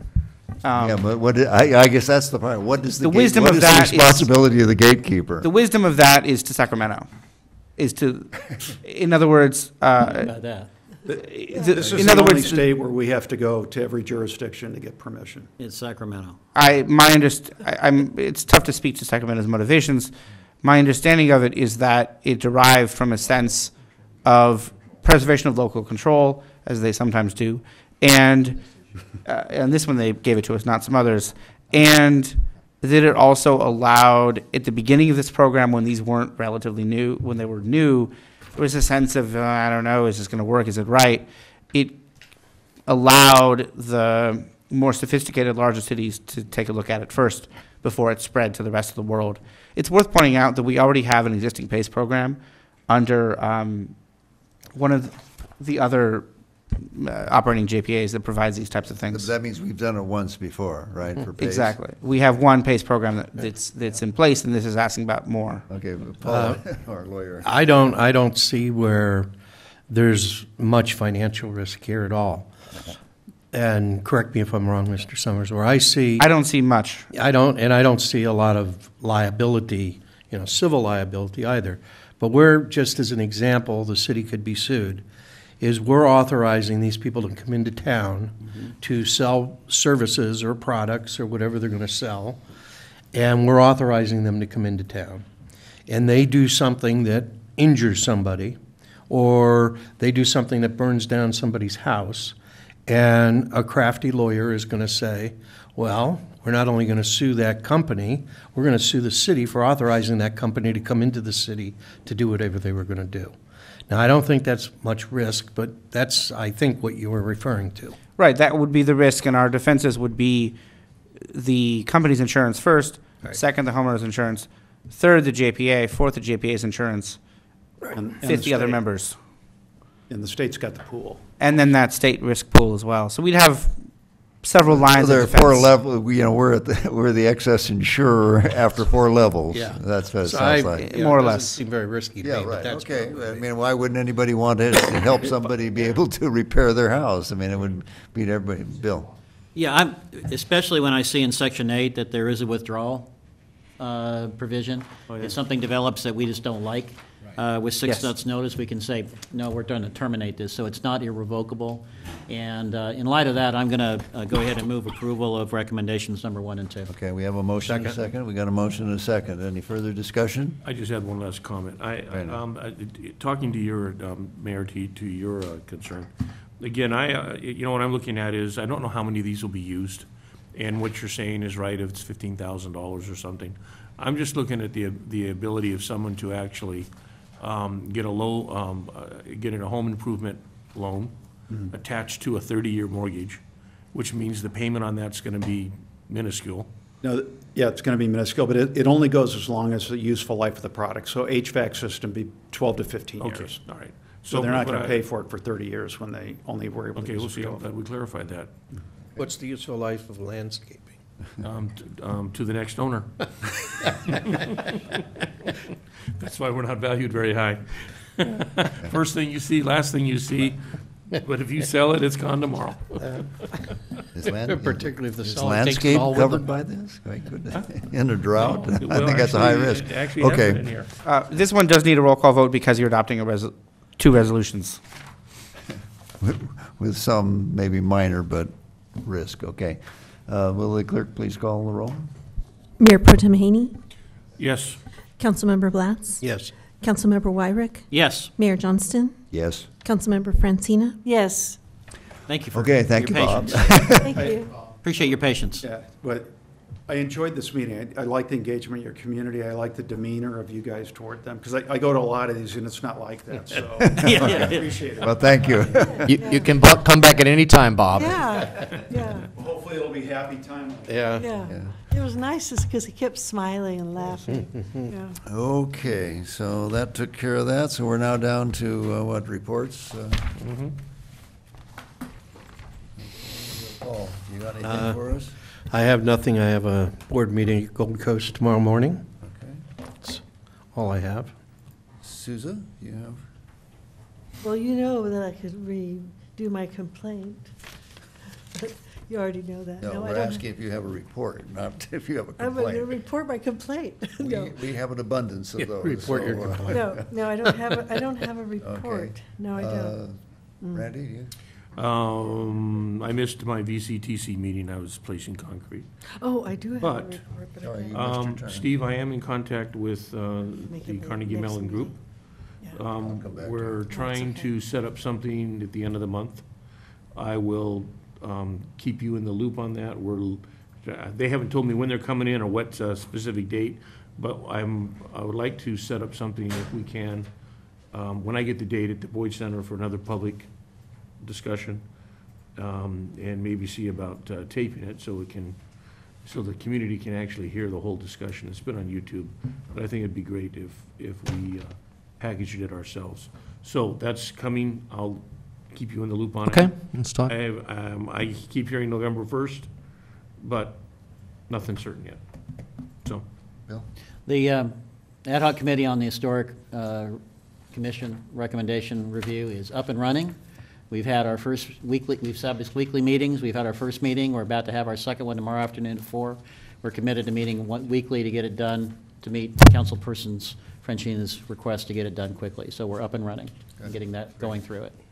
Did you have something you wanted to come No, back I'm to? going to wait. I'm going to wait till next meeting to report. Okay, I've got 3 quick ones and then one of concern. One, there is an effort what they call decarbonization of building codes. I don't know if you're familiar with this, but there's going to be a workshop on it, which I hope to attend, and I think our city manager has contacted the consultant. Did you ever get an answer as to whether they're covering that? Not yet, but we're talking about it, so. Okay, well, we're running out of time. No, I know. Okay, the idea is to build into your building codes things that start to, deal with the whole issue, just like solar energy. One of the things I didn't think much about, because we used to promote it, and that is natural gas, and a natural gas heater. But, just like we didn't think that you could get 40 tons or something of pollutants out of landscape equipment in the city, it's a lot more than we think of, collectively. So anyway, that's something worth exploring. 2, under our consent agenda, we had the Lions Club proclamation or resolution. We are being honored, our town, both economically as well as the Lions Club, the International Lions Club, is going to meet at the Ojai Valley Inn. I guess they come in a couple of days, and I'm going to go over and welcome them. But here's a kind of an interesting story. We are in the Smith-Hobson property. Recently, we're the city of peace and the nuclear-free zone. Fred Smith was very proud. I don't know if any of you knew Fred, but city manager occupies what Fred called his loot room, and that was all of the little memorabilia he got from the Lions Club.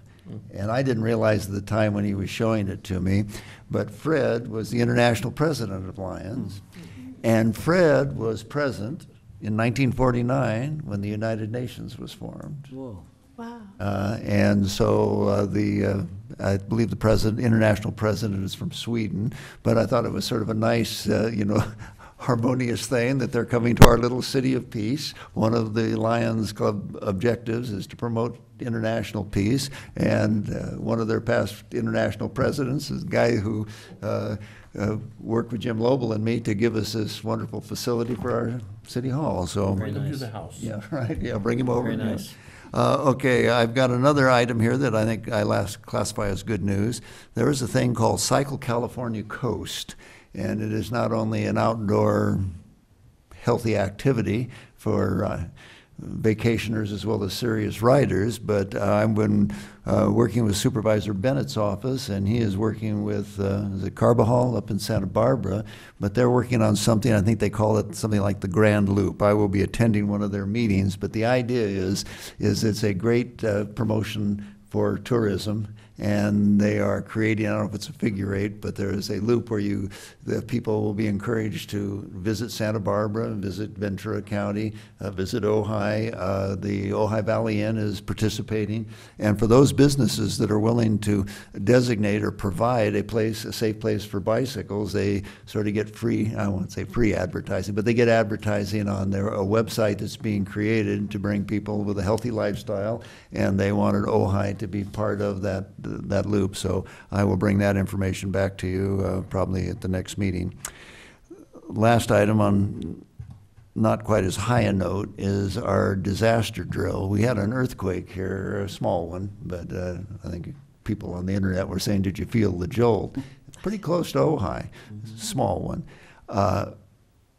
We should be having a much higher level of public involvement with disaster preparedness. I've been working with Bob Daddy and Bob Roper, the former fire chief, and we're working on a program. But this, I don't know if we need direction to the city manager's office, but Steve, you reported to the council like 9 months ago or something that we were going to have a drill in November. And up until about a week or two ago, I thought that was all planned. It's tabletop, not a major drill, but something that will allow us to go through the exercise and be able to determine what things that we either forgot about, new things that came up, holes in the plan that we need to repair. And that's the only way it happens. It's never fun to do, but it's something we really should be doing. And now we're getting down to the end of the year, and we don't have a date in November. And I think I got your note today saying December, but going between Thanksgiving and Christmas is not the greatest time to be holding disaster preparedness drills, you know. Unfortunately, we tried to get it earlier, and that was the earliest that we could get the county staff to commit to be able to assist us. So we could look at pushing that out a little bit later. We were originally told by them that they would be able to do something in November, and then they said that they were not able to commit to that, and they were able to give us a date for the first week in December. Unfortunately, that was the closest we could get. Okay, and is that something that we're being given as a favor from the county, or is it something we're paying for? No, we're paying for part of that. Right. Well, there are other people who provide those services. I guess it's distressing to me after the Thomas fire, and we've had the disaster council meetings that until about 3 weeks ago, nobody said that we weren't going to have the drill. So I would encourage the staff to get on it, and if not, we'll bring it back to the council, and the council needs to get on it. But that's, we're going to be celebrating the first year anniversary of the Thomas fire, and probably have not. Well, that's correct. And again, we thought we were going to be able to get that in November. We did not get it for November. We got it for the first week in December. You know, so if this comes off of, you know, we have tried to be very proactive about it. You know, staff did on its own accord. We did a fire exercise tabletop drill about 6 months before the Thomas fire. So we did that on our own accord. And I'm sorry that this is taking a little bit longer than we'd hoped, but we do have it locked in for this first week of December, and we'll make sure that we get the invites out. Okay, well, I'd appreciate it, and I think that all the council would appreciate it. When we brought this up, like I say, like probably 9 months ago, I was advised as though this was already set. We wouldn't do it earlier because it was scheduled for November. In fact, those were the words, it's scheduled for November. Who was it scheduled with if they now are saying they can't do it? That's a very... This is with the Sheriff's Office of Emergency Services. Yeah. I'd have to... I don't have a problem with the first week in December. That seems appropriate to me, you know, before the end of the year. And well, again, I'll be happy to give them a call tomorrow and see if we can get back to a date in December, back to a date in November. You know, but we were told that's what we communicated. The message here is to be a strong one, that on things like an emergency preparedness thing, where we have told the public in this council chamber, it was reported to us it would be in November, and the thing is dragging. I suspect it wouldn't be in the first week in December if I hadn't started pushing. And I know Bill has expressed concern in the past that we just kind of take the plan and say, okay, we'll just file it on the annual report with the emergency services. I know this is a very difficult thing to get people interested in, but at a time of the year, the problem is that the people make plans around Thanksgiving through the holidays of Christmas, and it's hard to necessarily get all the people that need to be involved when, you know, maybe not for us who are here and have to be here for council meetings and things, but for those members of the community. So I'll tell you what, I'll work with the staff on it, but I think we should, well, I may talk to the sheriff and find out what the problem is, because I do know that we've done it with water system. You know, the water agencies have had drills, and they've paid Laura Hernandez, who was the head of this. In fact, I think she's a candidate down in Port Hueneme right now. But there are people who can do this. It shouldn't take a lot of time, but we should do it, and we should do it fairly regularly just to keep everybody reminded, because we live in an area that everybody knows now is, you know, high hazard. Now, maybe we'll get some rain, but if we get the rain, then we have the floods. fortunately, we have a good public works department, and I'm happy with all the work of the staff. I would just like to emphasize that we shouldn't let this thing slip any further. Well, I would agree, and, I just want to note here, I guess somewhat in our defense, when the fire broke out, we were ready. We had our EOC up and running, I think, by 8 o'clock that morning. The only reason that we were able to do that was because we had done drills in the past, and we had done recent drills, and we knew what we needed to do, and we knew where we needed to go. I'm not sure that every other city is quite up as far up to speed as we are, quite frankly. But again, we need to be measured by our own standards and for what the community needs. So we'll make sure that gets, again, the date is locked in for December, and we will follow up on that, and we'll get the invitations out. Just to add to that, we're going to have another council session before that. Can you come back and actually tell us what's going to occur in December? Sure. Is there some type of a format or some type of structure or what's expected of the community? Yeah, typically in the past, these have just been staff-level tabletop deals, but I understand that there's a need to want to have the policymakers participate, so we'll have a specific part of that can address that, and then you guys can be there throughout the... Even the staff doing it, Steve, is fine. It's just that we need to do it. We have an ordinance that says what everybody's supposed to do, and we did a lot of things right. And we were very blessed, and it wasn't just all luck that we came through it unscathed in the city. But some of the things we didn't do so well, and the communications area is always critical. And, your responsibilities and whatever my responsibilities or expectation, we've been talking about working on it. We're being watched rather closely because everybody's worried between earthquake, fire, and flood, so. Understood. Okay, very good. Is that it? That's it. Okay. The city manager report? Oh, well, you probably, okay, Steve. Is that it? No, I was responding to the mayor on the request on the EOC drill being set. So just to report what's coming up of course, we have the October 16th, we have the joint meeting with the Planning Commission to talk about the active transportation project. That's going to be at 6 o'clock at the Boyd Center. All public is invited for that, so again, an opportunity for the public to give some feedback on that, and also for council to give some direction to staff. So that's a workshop for the 16th.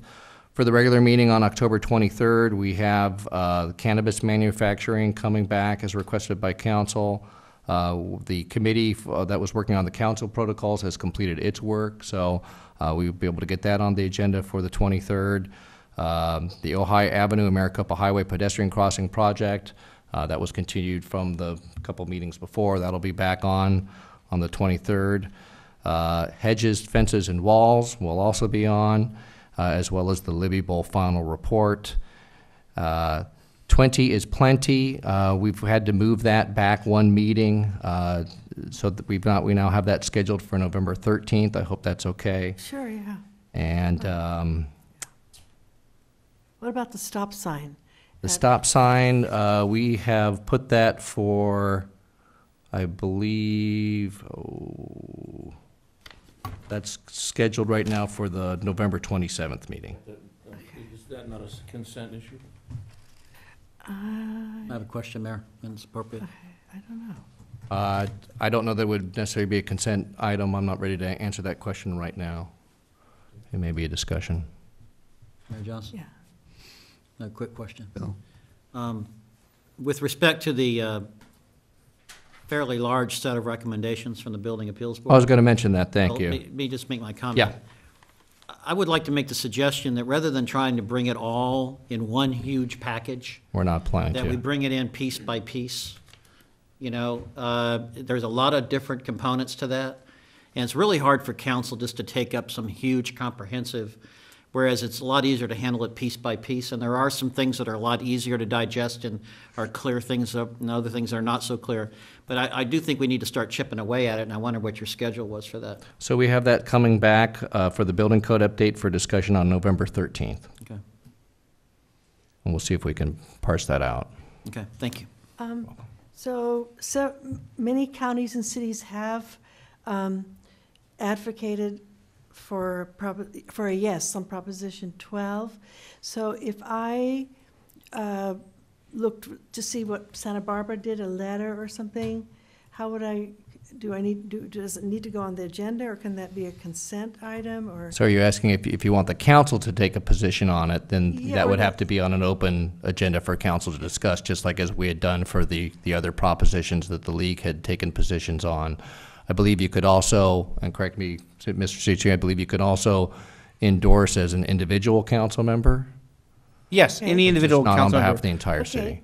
can endorse by themselves, but if you want the same as the other props, a City of Ojai official position, that's got to be on the council, but certainly it can be on Okay. consent. Yeah, it would have to be before November 6th. So I'll research it and I'll send you an email.